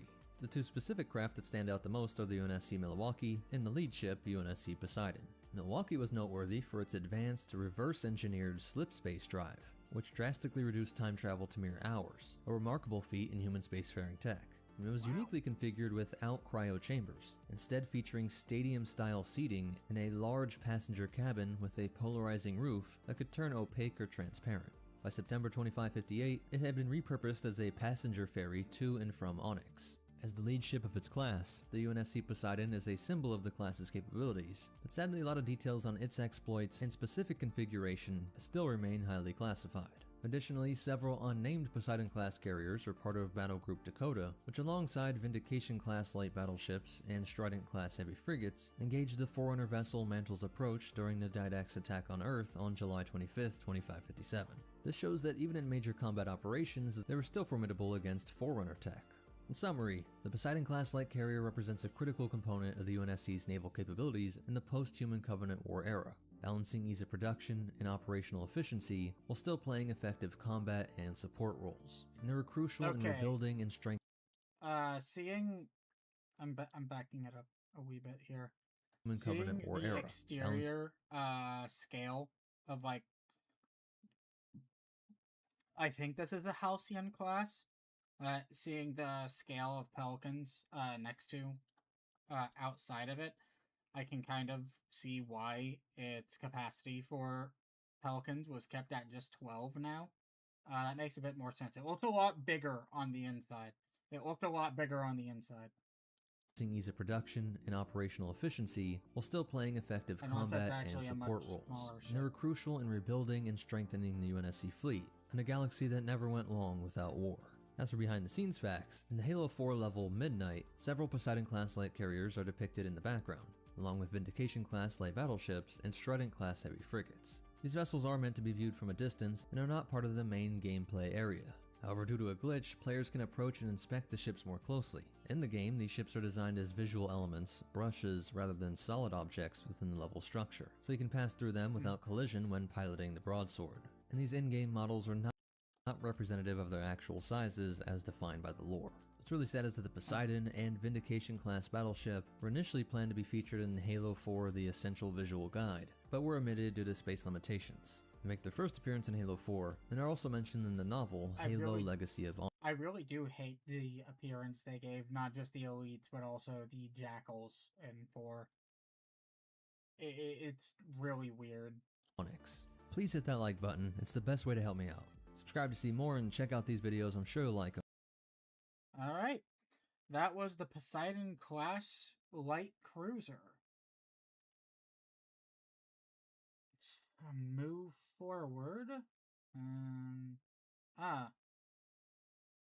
There's the next one. What's up, Meta Nerds? Alright. Now, this is the Punic class supercarrier breakdown, the last pure human ship designed by Meta Nerds Lore. Let's give this a little look-see. What's up, Meta Nerds? Let's do a complete breakdown of the Punic class supercarrier. This ship was born in the turbulent decades before the Human Covenant War, a period when humanity's expanding colonial sphere was increasingly threatened by political instability and widespread insurrection. It's humans fighting. So, hang on a second. This just occurred to me. But aren't the insurrectionists basically just communists?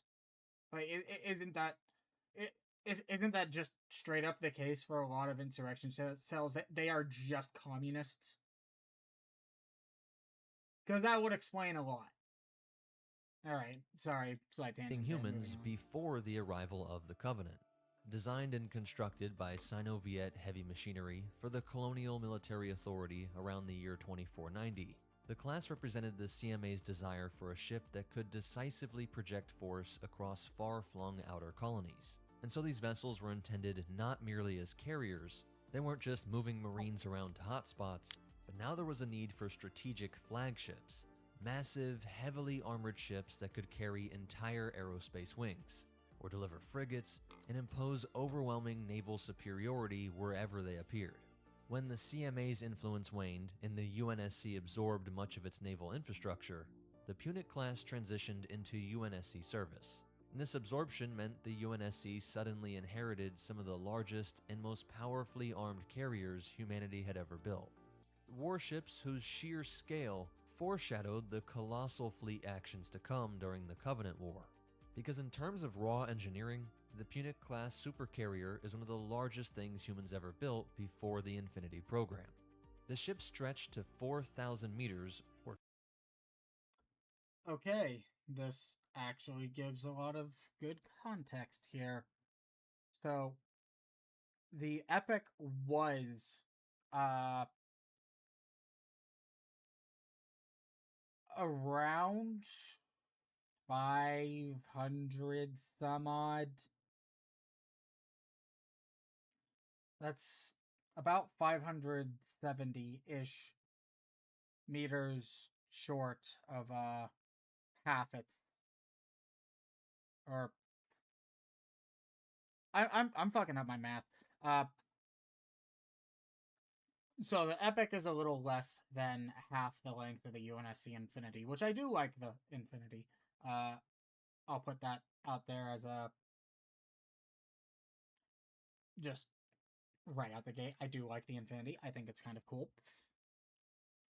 And then there's the Punic, which are going over right now, which is just shy of 1,700 meters shorter than the Infinity. Okay, so that's pretty cool. This looks like a bit of a bad shot of the Infinity, because I remember it having a lot more hangar bays than this. It looked like it had a lot more hangar bays than this in Halo Infinite, anyways, in the small stretch we saw of that. But from this shot, it looks like the Infinity only has those 4 hangar bays, maybe 8, if it's mirrored on the other side, or still just 4 if those bays run all the way through. Sorry, slight tangent there. 2.5 miles, and have a mass around 670 million tons.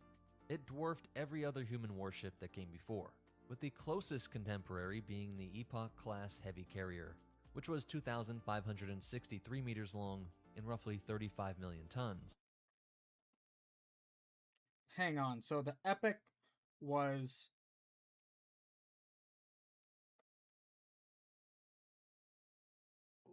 The Epic was not that much shorter than the Punic in the grand scheme of things. It's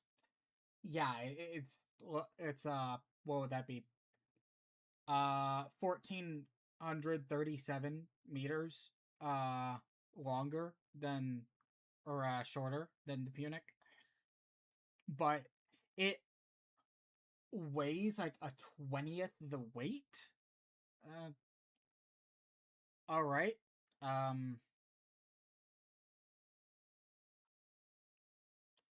I have several questions. I don't think any of them are getting answered this time around, though. But it's tiny compared to the Punic, about 36% shorter, but 95% less mass. The Epoch also carried far lighter armament, including a single light Mac, and significantly fewer missiles and point defense systems. The Punic's hull was clad in thick slabs of titanium A battle plate, giving the ship survivability on par with a frontline capital ship, in the role of a supercarrier. Their block-like frame houses a massive, forward-mounted CR-01D Series 6 magnetic accelerator cannon, or MAC gun, while the broad rectangular hull carries layered armor plating. So, just pausing here for a second so I can say this. The running trend with MAC guns in this seems to be a just from how I'm hearing it, at least. I'm getting some pretty strong Warthog vibes, like the A-10 Warthog, which was basically a ship, or not a ship, a plane built around the gun, less than the gun being built for the plane. So it's definitely sounding to me like they just put a gun in space and built a ship around it. I might be reading into that incorrectly, but that's kind of a funny comparison that I'm drawing here. In a cube-like central structure. The propulsion array consists of 5 fusion drives, 1 primary engine and 4 secondary thrusters, enabling surprisingly decent sublight maneuvering for such a bulky ship. And of course it has the Shaw Fujikawa Translight engine, which allows for slip space travel. The ship's midsection and ventral wings are dominated by large hangar facilities and docking structures, with 20 hangar bays, and wings capable of mounting multiple D-20 Heron heavy dropships, and at least 4 dedicated frigate docks, essentially allowing the Punic class to act as a mobile naval base capable of deploying whole escort groups from within its hull. And there's a weapon suite to match. Its primary armament consists of 2 of those CR-01D Series 6 MAC cannons. These are backed by 2 Mark 15 breakwater naval coil gun batteries. Oh hey, like and if it ever finds itself in standoff or in fleet engagements, it has 100 M42 Archer missile pods and 20 M96 Howler missile pods, delivering both long-range fire to keep ships away and massive multi-target missile saturation capabilities if the fighting does move a lot closer. And for defensive and anti-fighter capabilities, this supercarrier has 80 M85 Scythe anti-aerospace turrets and 100 M965 Fortress point defense guns, forming a dense perimeter that makes it so larger ships are getting hit by the MAC, the coil gun or the missile pods, and all the smaller ships trying to get in closer, with ideas of boarding or bombing, those should not be able to make it past these 180 guns. You put it all together and you see that it's not just a carrier, something that has to hide behind its escorts. It itself is a frontline capital ship that would go on to show that it was capable of trading blows with Covenant vessels head-on, functioning as both a this thing was carrier actually and able to- heavy line combatant. Wait, this thing was actually able to go head-to-head against Covenant vessels? That's impressive, considering what they've been saying so far about that's actually really impressive. The Punic would only eventually be surpassed by the Infinity-class supercarrier, whose lead vessel, the UNSC Infinity, is 5,694 meters, or 3.5 miles long, and has a mass greater than 900 million tons, so it's 42% longer and 35% more mass than the Punic. Infinity also carries 4 MAC cannons, hundreds of missile pods, and over 830 point defense guns.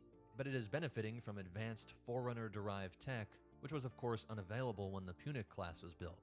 So in a way, you could say that the Punic is the greatest purely human-made creation.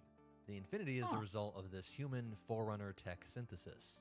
And of course, since the Covenant War, all these ships would be influenced by alien contact. So you can see the Punic as the final creation in the solely human versus human wars, stretching from our most archaic ancestors in prehistory up to trying to maintain peace across the galaxy in the colonies. The Punic is the greatest and last of these vessels that was made using only human intelligence and intended to be used against other humans. As for its service history, it first saw action against human insurrectionists in the outer colonies, where its sheer size and deployment capability allowed them to act as command hubs during major suppression campaigns. And when the Human Covenant War erupted, they became crucial assets in humanity's desperate defensive efforts. And although incredibly powerful, the Covenant's technological superiority and plasma weaponry inflicted heavy losses on this class of ship. And by 2552, only a handful of Punic-class vessels remained spaceworthy. One of the most notable, the UNSC Trafalgar, fought during the fall of Reach but was ultimately destroyed.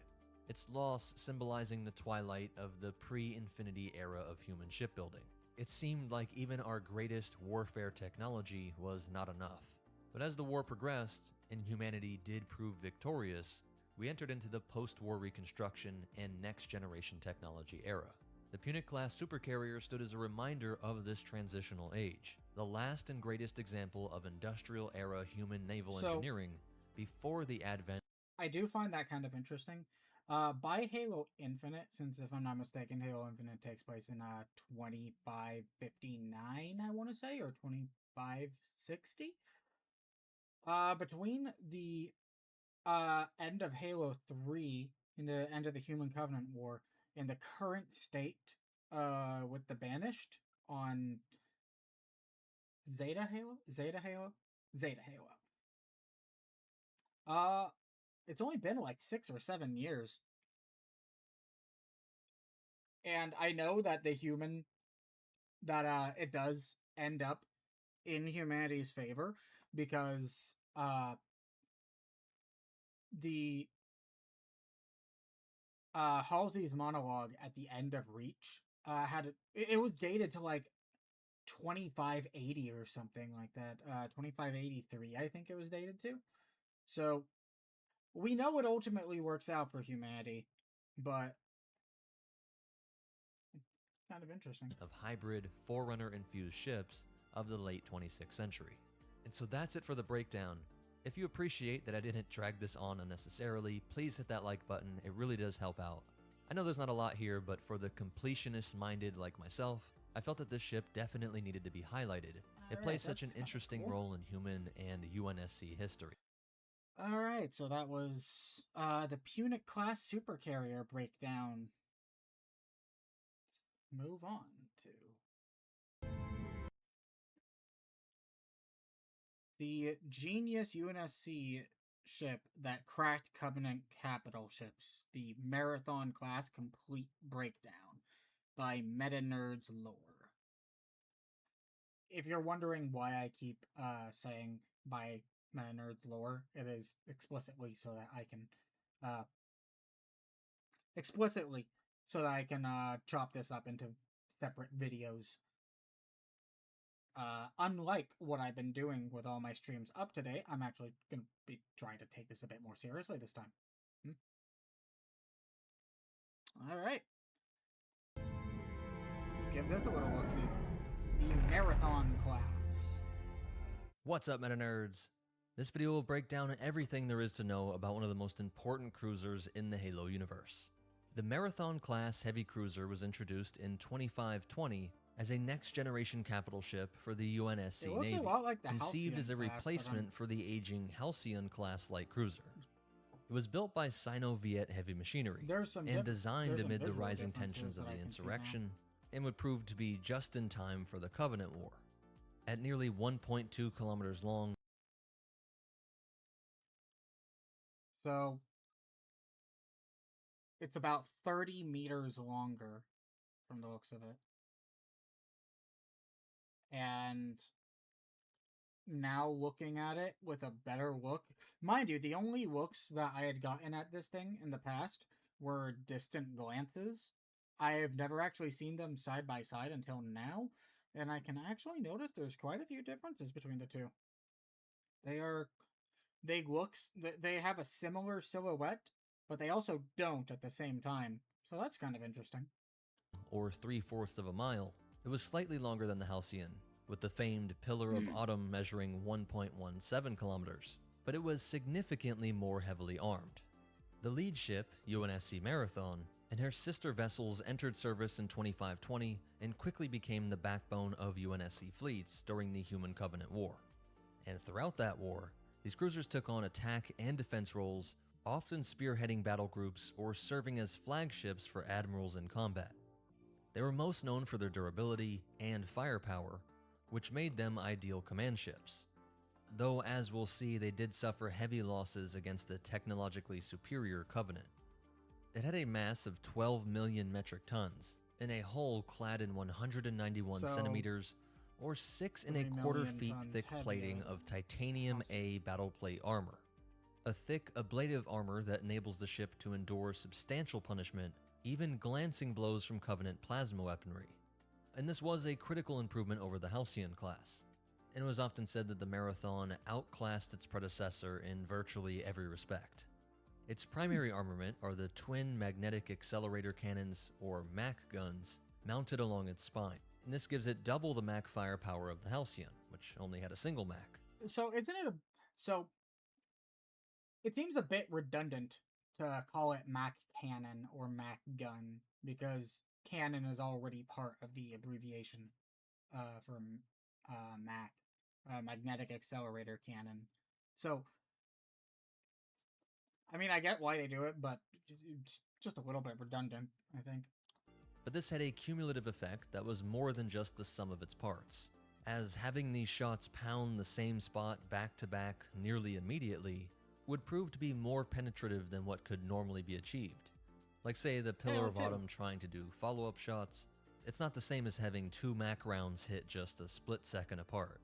This tandem delivery enabled them to crack the Covenant ship shields and eventually break through armor. And backing up the MACs are an impressive arsenal of missiles, with 70 M58 Archer missile pods and 26 M40 longbow missile pods, which were for ranged bombardment. Is this a mod for Reach? When in battle, a Marathon could unleash salvos of hundreds of guided rockets to pummel enemy vessels. And for close defense and secondary anti-ship fire, it had 6 M66 Sentry 50mm autocannon turrets, and a network of 12 M810 Helix point defense guns for intercepting fighters, boarding craft, and even incoming ordnance. Some ships also had a large number of nuclear ordnance or even experimental weaponry. But when you put it all together, you can see why the Marathon was regarded as one of the most powerful warships ever built by humanity. And despite its bulk and heavy weaponry, it does manage to retain some versatility. It was equipped with modular mission bays, and reconfigurable hangars for mission-specific needs. Ooh. The standard crew complement was around 1,000 personnel, often including Marines and ODSTs, but what's really cool is that the Marathon could be refitted into a light carrier. This is one of the rarest configurations, but it would sacrifice missile pods and cargo space to instead carry up to 24 GATL-1 longsword fighters. And in this carrier role, it would be dubbed the Cyclops Battle Group configuration, and the ship could deploy squadrons of strike craft while still fielding one MAC, as one of the MAC emplacements would be removed in order to have a larger hangar section. While that seems like a great design, the dark side to it is that it was birthed from necessity, from some of the most dire moments in the Human Covenant War. But as for propulsion, for both regular and slipspace, everything's powered by dual primary fusion drives, and it has many additional secondary thrusters, all for sublight maneuvering. And like all the other ships, for slipspace travel it's relying on the Shaw Fujikawa Translight engine. It was relatively great for human craft, but still far slower in slipspace than Covenant ships. And I do think we should make some direct comparison to similar Covenant craft, because it really shows how the UNSC was technologically outmatched, despite how impressive the Marathon specs are. The Covenant starship classifications don't use the exact same labels as humans, like there's not things called heavy cruisers, but the UNSC identifies several Covenant ships that correspond in size and role to what we would call cruisers and heavy cruisers. First, let's look at what's called the Covenant Battle Cruiser, or the Ket Pattern CCS class. This is one of the most important ships in the Covenant Navy, and represented by vessels like Truth and Reconciliation. What are those Your typical fins at the Covenant bottom battle of its cruiser chin? is about 1,782 meters long, so roughly 50% longer than a Marathon, and has a mass on the order of 90 million tons versus the 12 million for the Marathon. It's more than 7 times. And it has those great shields. It would take salvos of MAC rounds to crack it before you even got to the hull, whereas the Covenant's plasma weapons could set to work just burning straight through a ship's armor. And the CCS class has at least one ventral energy projector, which could be used in everything from orbital bombardments to anti-ship strikes to ship, and they also have dozens of plasma turrets and pulse laser batteries. There was almost no way a single Marathon could take out a Covenant battlecruiser. It typically took multiple UNSC ships firing in coordinated volleys to be able to crack the shield and then crack the armor and then start taking out key systems. And the Covenant battlecruiser could deploy troops and vehicles via its ventral gravity lifts and hangar bays, being just as or more efficient than the Marathon carrying dropships.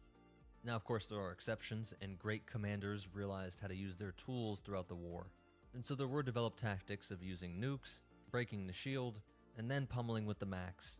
And so if you could get the drop on a CCS and ambush them, if everything went right, you did have a chance. But even from seeing reports from the other side, the Covenant treated human cruisers as secondary targets. They weren't a priority unless you had many of them paired up. So in other words, if the objective was to glass some city or take out some crucial space station, they would essentially ignore the Marathon class unless there were a bunch of them. If we look at the so-called Covenant Heavy Cruiser or the Varick Pattern ORS class, it's even worse, being around 3,000 meters long, more than twice the length. I have never seen this design up top here. What is that? Length of the Marathon class, and outweighing all of the Covenant's other standard cruisers at 200 million tons. That's more than 16 times the mass of the Marathon. Wow. Now, these were relatively rare during the war, and only serving as flagships of small fleets, or essentially as the Covenant base over subjugated planets. Then we have examples like the Incorruptible or Blight of the Profane, which we hear can carry thousands of troops and have a vast complement of landing craft, essentially performing the role of cruiser and carrier and troop dropship all in one. It had multiple energy projectors and an even greater array of plasma weaponry. Post-war human analysis would describe one of their weapons as a super heavy excavation beam, while also having heavy plasma lances and numerous plasma beam emitters, 48 plasma cannons, and plasma torpedo silos, being described as considerably more powerful than any other cruiser used by the Covenant. So if the Covenant battlecruiser was stronger than anything the humans had, The ORS class was stronger than anything else the Covenant had. So obviously there's no hope for a single marathon against this thing. Maybe not even Wow. a handful of them. And I should note how differently the UNSC and Covenant employed their cruisers. The UNSC used their heavy cruisers as the heaviest warships in their fleet, essentially their main capital ships, anchoring the fleet, the base of power and strategy within a fleet. And so command was often coming from the Marathon. Those don't seem to But be from the doing humans' point of anything view, to that it thing's seemed like the shields. Covenant were often treating their cruisers as expendable frontline vessels, because assault carriers, which are the enormous super carriers that are several kilometers long, those are actually the real flagships and powerhouses of the Covenant armadas. Because Covenant cruisers were produced in such vast numbers, and were used so aggressively for planetary assaults and ship-to-ship battles and everything in between, while the UNSC simply could not field as many ships, they couldn't come anywhere close to the sheer size or numbers. No hope of matching things like the Covenant assault carriers like the CAS class, which we see with Ascendant Justice or Shadow of Intent, measuring over 5 kilometers long. It also hurts the UNSC ego to admit that Covenant scouting cruisers were 300 meters, but their mainline cruiser was 1.7 to 2 kilometers, and the heavy up to 3 kilometers. So knowing all that, let's actually take a closer look at its history. During the Human-Covenant War from 2525 to 2552, the Marathon did become the mainstay of the UNSC Navy, serving as flagships for fleets or task forces, like seen with Vice Admiral Michael Stanforth's flagship UNSC Leviathan. And one of the most common deployments was the Barrage Battle Group, consisting of a single Marathon escorted by a pair of Paris-class heavy frigates. This formation allowed Paris them to be class, I'm a bit flexible but more- still powerful. The Paris class I'm a bit more familiar with, simply because we've seen it multiple times. I believe we saw the Savannah was one in Halo Reach, and the Forward Unto Dawn was a Paris class, and I think the Amberclad was a Paris class, and I'm pretty sure a lot of the ships that we saw fire on the Forerunner ship in New Mombasa in Halo 3. I'm pretty sure those were Paris classes as well, but I could be mistaken. It would be used for hunting Covenant raiding ships and scouting vessels, and were successful in reinforcing areas. There was also the Cerberus battle groups, with 2 marathons paired together, so that's 4 concentrated MAC rounds. This is really simple, but some of the best ideas are, and this did actually scare Covenant capital ships, and they became more deadly as the war dragged on, learning the weaknesses of the Covenant ships and just getting better at working together. And whenever 2 were identified, they were immediate priority targets for the Covenant. But despite a lot of victories, great morale boosts, there were still severe losses, less and less of them as the years went on. And so it seemed like there could be a snowballing effect where the more that were taken out, the more would be taken out, because you had less and less of these multi-marathon groups. But we do see them Damn. popping up in the most noticeable battles all throughout the war. 2 of them were at Reach, UNSC Hannibal and UNSC Leviathan, though they were ultimately destroyed in action, while Canberra and Say My Name were seen during the final defense of Earth in October 2552. And by the end of the war, with so many lost, each Marathon cruiser were seen as precious assets, and were often thrown into desperate, last-ditch formations. Even incomplete hulls were commissioned into service as makeshift artillery ships under the so-called Gorgon Battle Group concept. These emergency strategies involved unfinished Marathon hulls. The whole idea here was attempting to use their MACs as long-range artillery, really just a platform for the MACs, without all the innards of the Marathon, and then you could have that be escorted by the frigates, and it's like a bootleg kind of barrage battle group. It Damn. just shows how desperate the UNSC was in these final years. Though of course, humanity would prevail, and after the war, the surviving Marathon cruisers remained in service alongside newer vessels, but their numbers would forever stay very low. Effectively, it had done its duty. It had bought humanity time by inflicting crucial losses on the Covenant, but in the post-war era, after 2553, the UNSC introduced the Autumn-class heavy cruiser as essentially the technological successor to the Marathon, gradually phasing out the older ships. A handful of Marathons linger on in secondary roles or as museum ships, where you could take a tour and learn their storied history.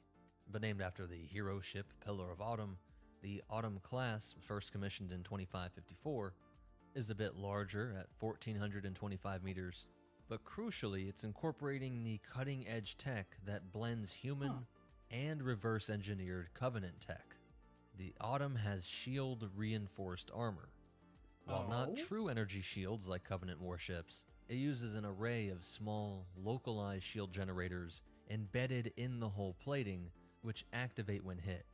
So essentially, when a section of armor is struck, a generator creates a brief energy buffer at that spot to absorb some of the impact. It's reacting instantaneously. And this innovation dramatically improves staying power without requiring fully fledged shield systems. It's not as power hungry. So it was pretty effective when you combine it with the human tendency to just throw these enormous slabs. I thought that the Infinity was the only shielded human ship. That's cool. Of titanium A plating. While on offense it's also upgraded, though it is kind of questionable that it loses the follow-up punch aspect of the Marathon, because now it just has a single Mark 9 heavy coil Mac. It is of course newer and supposed to be more powerful, so the idea is that it's as powerful as those two shots, but you gotta imagine there's commanders out there that were just confused by this move. The whole idea was that the 1-2 punch was more powerful than the sum of its parts. There's a qualitative difference to having two successive shots. A shockwave followed by another shockwave being more destructive than a single impact. Let me know what you think in the comments down below.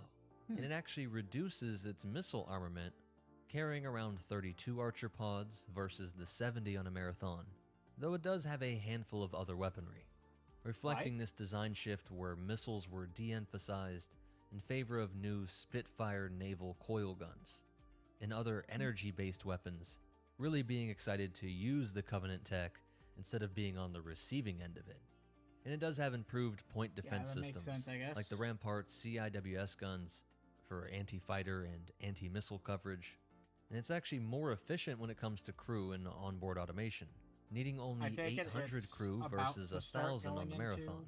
And like you'd expect, the sensor suite is kind of undeniably better, having long-range hyper-scanner sensors and enhanced battle network links, which were inspired by Covenant tech. When you put it all together, this is why the Autumn class became the core of the rebuilt UNSC fleets I thought this from was a 2554 on. video, but That's it for its breakdown. If you made it this far, please hit that like button. It really is the best way. I guess that was a Marathon and a Autumn class. Autumn class directly after that. You know what?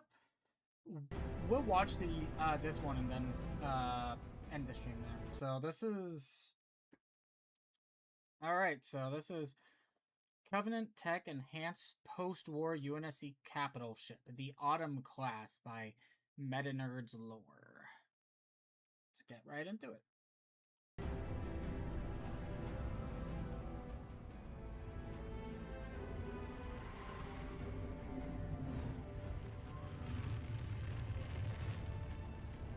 What's up, Meta Nerds? This complete breakdown will pull from every resource available, so that we understand everything about the Autumn class heavy cruiser. It was the UNSC's post-war answer to two overlapping problems.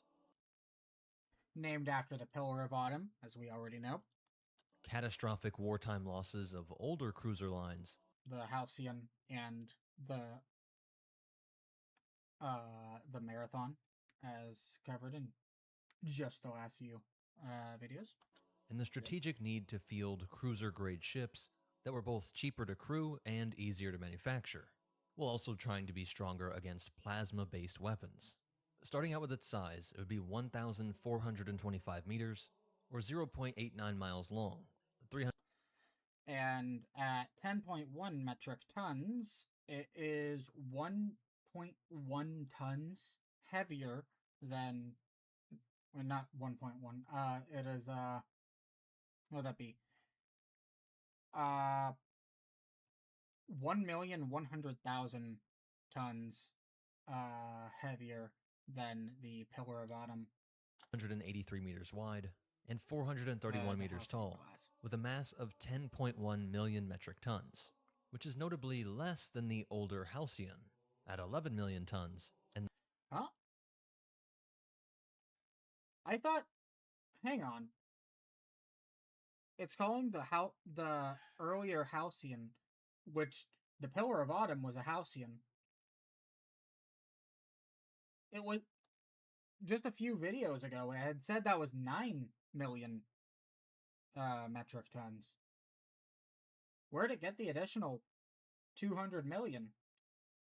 Unless that old video is just outdated. The Marathon at 12 million tons, despite the Autumn being longer than both ships.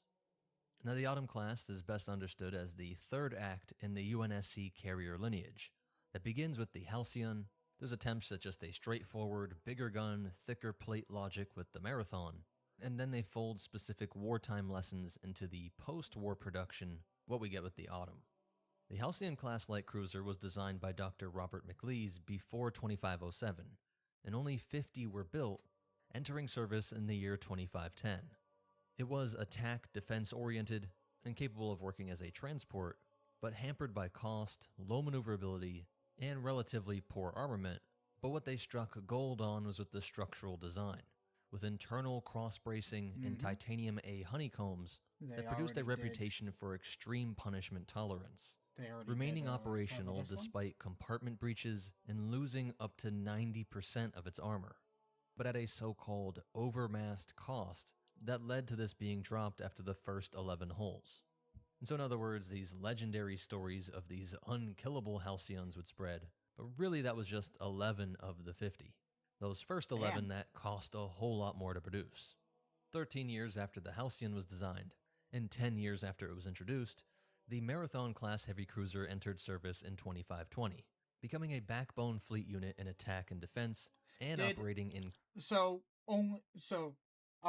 only 11 of the 50 Halcyons that were ever made had the honeycomb design then.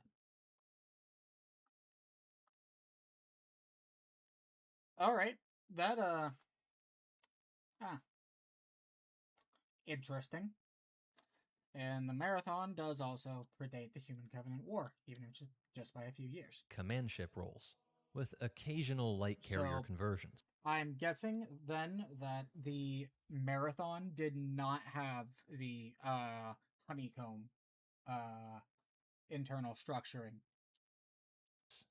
It's explicitly described as having heavy armor with 191 centimeters, that's 6 feet of titanium A battle plate, all centered on 2 max plus a very large missile battery, with 70 Archer and 26 longbow pods.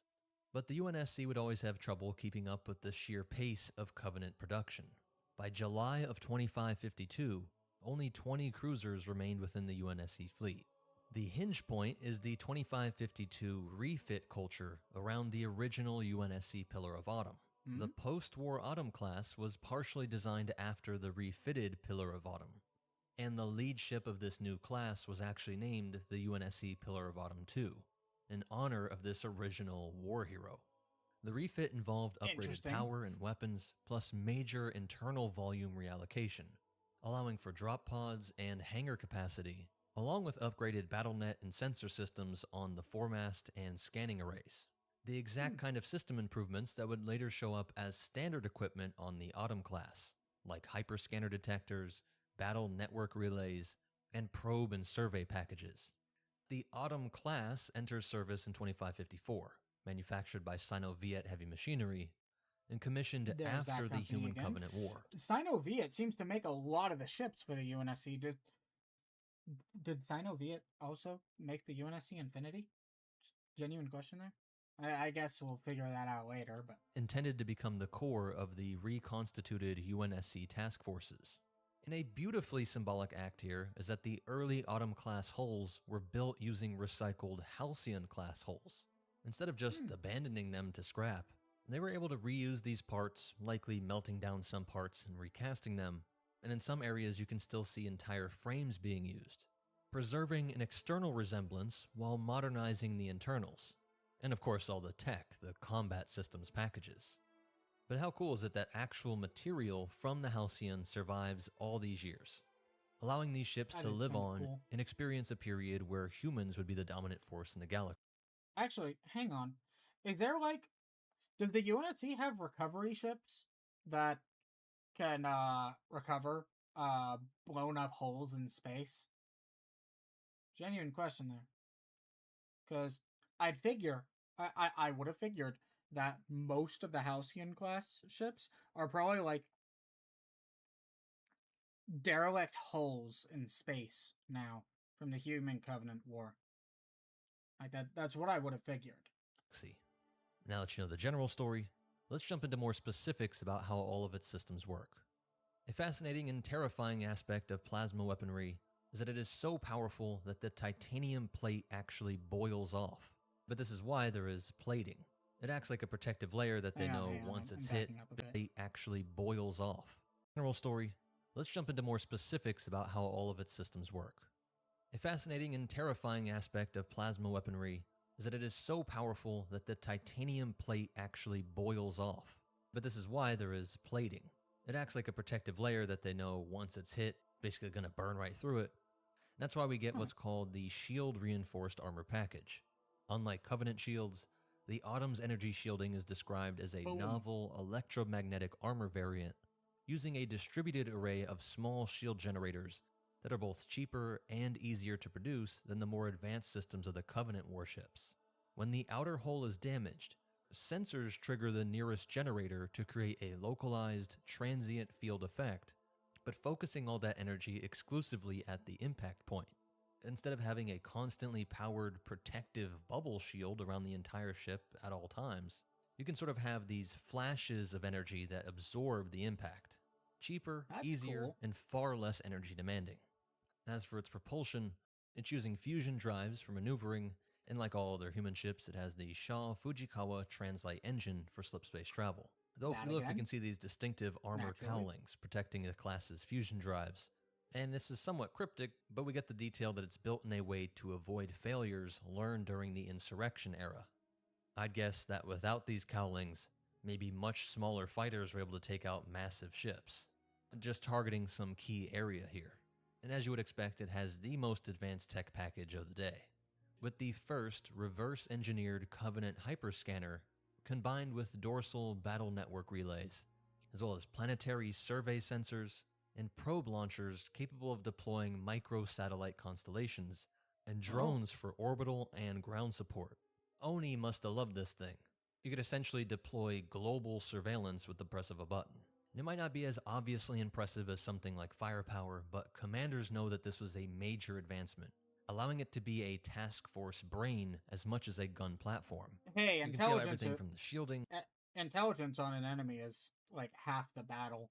But just being able to see and know what your enemy is doing is that can give you a very, very significant advantage. It's not the entire picture of a battle, but winning the intelligence portion of the fight can give you a pretty significant advantage in an actual actual warfare. To the hyperscanners and these drones, it's all making the assets it has on defense and offense as efficient as possible, instead of just packing on thicker plate armor or more guns. It has a crew of only 800, and usually had 45 Marines and 220 ODSTs, and there are 6 drop pod bays nicknamed Hell's Waiting Room, capable of deploying up to 216 SOEIVs or cargo pods all at the same time. Compared to earlier ships, 45 Marines is very, very small. The actual troop complement of this is like 1 infantry company. I mean, after you account for... Actually, I think that's less than a single infantry company. But it does... I guess it has a decent complement of ODSTs. I mean, 220 ODSTs. That's not nothing. But...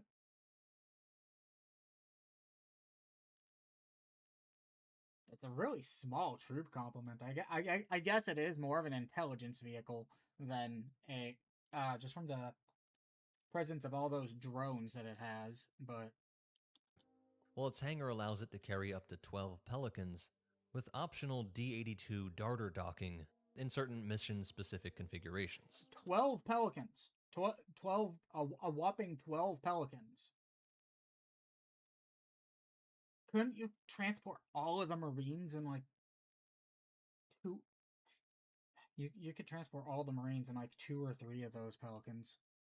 It actually has 2 hangars and can partition them, often having mission modules in one side, I feel like allowing you to 45 deploy the Marines ships, doesn't make a lot and then of materials for the troops so that they can hold on to this area.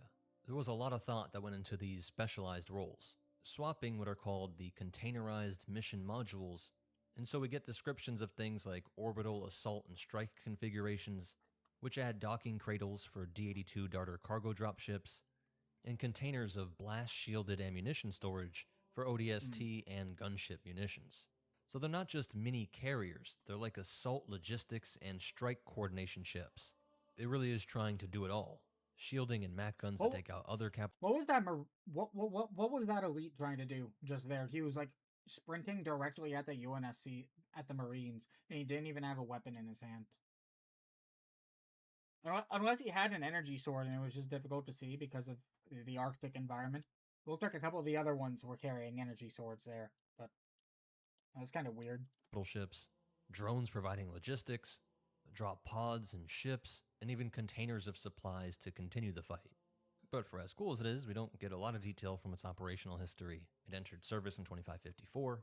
There were multiple Autumns operating with the Expeditionary Strike Group 1 alongside UNSC Infinity in 2558, with one named example being the Song of the East, said to be assigned to the Office of Naval Intelligence, or ONI, and said to have escorted Infinity to Earth's orbit prior to Infinity's departure to Requiem, alongside, quote, 10 other Autumn-class cruisers.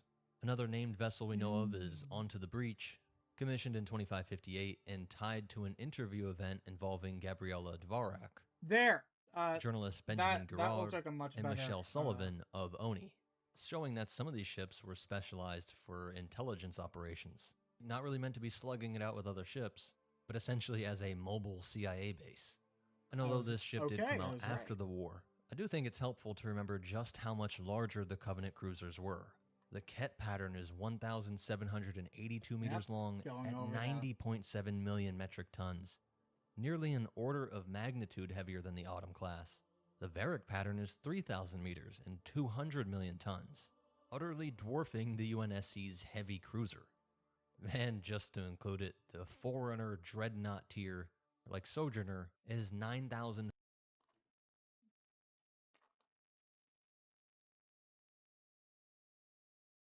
430 meters and 10 billion metric tons. Hang on. That looks like one of the wings from the what do you call it? In Halo Wars.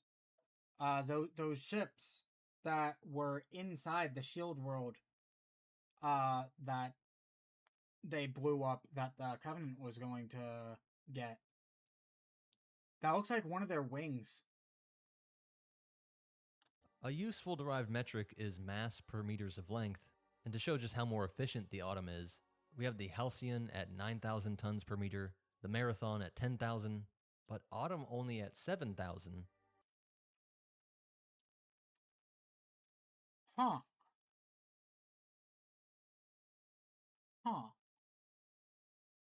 Well, alrighty then. While Valiant is at 11 and Ket at 50.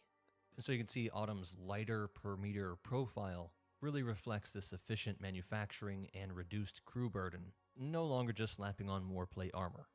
A lot of the weight in the Covenant ships is going to maintaining all these energy systems, as they have Corvex pattern dispersal field generators and a hull of shield-reinforced nano-laminate plating, described as being capable of withstanding even a nearby nuclear explosion. Of course, not an explosion detonated from within one of these ships, but some like the Varric even have cloaking systems. Now, a closer look at its armament, I mentioned in the Marathon video that the Autumn gave up the 1-2 punch combo. What was so effective about the Marathon was that it was delivering 2 MAC rounds basically right behind each other, just a split second between those 2 MAC gun shots, and the effect was more than the sum of its parts. Hitting that same spot back to back was more effective than the ship being hit by, say, 2 different ships firing a single MAC. So it seems like a step back that the Autumn has just 1 MAC cannon listed, but it's actually firing 3 rounds. Instead of coordinating the fire across 2 guns, They basically built a 3-round burst Mac gun. I should mention, not all sources say that, but some do. A lot of people in the comments said that's how it worked, and I agree that makes a lot more sense than going backwards. So basically, they turned the battle rifle into a Mac. That's... Okay, that's cool. That's cool, I like that. Like everything else on this ship, it is the most advanced version of a Mac gun we see on the UNSC ships. 3 Mac rounds hitting back to back to back. And its 4 Mark 40 Spitfire coil gun turrets Just are bam, explicitly bam, said to bam. have faster muzzle velocity, as well as better tracking and overall better accuracy over earlier models.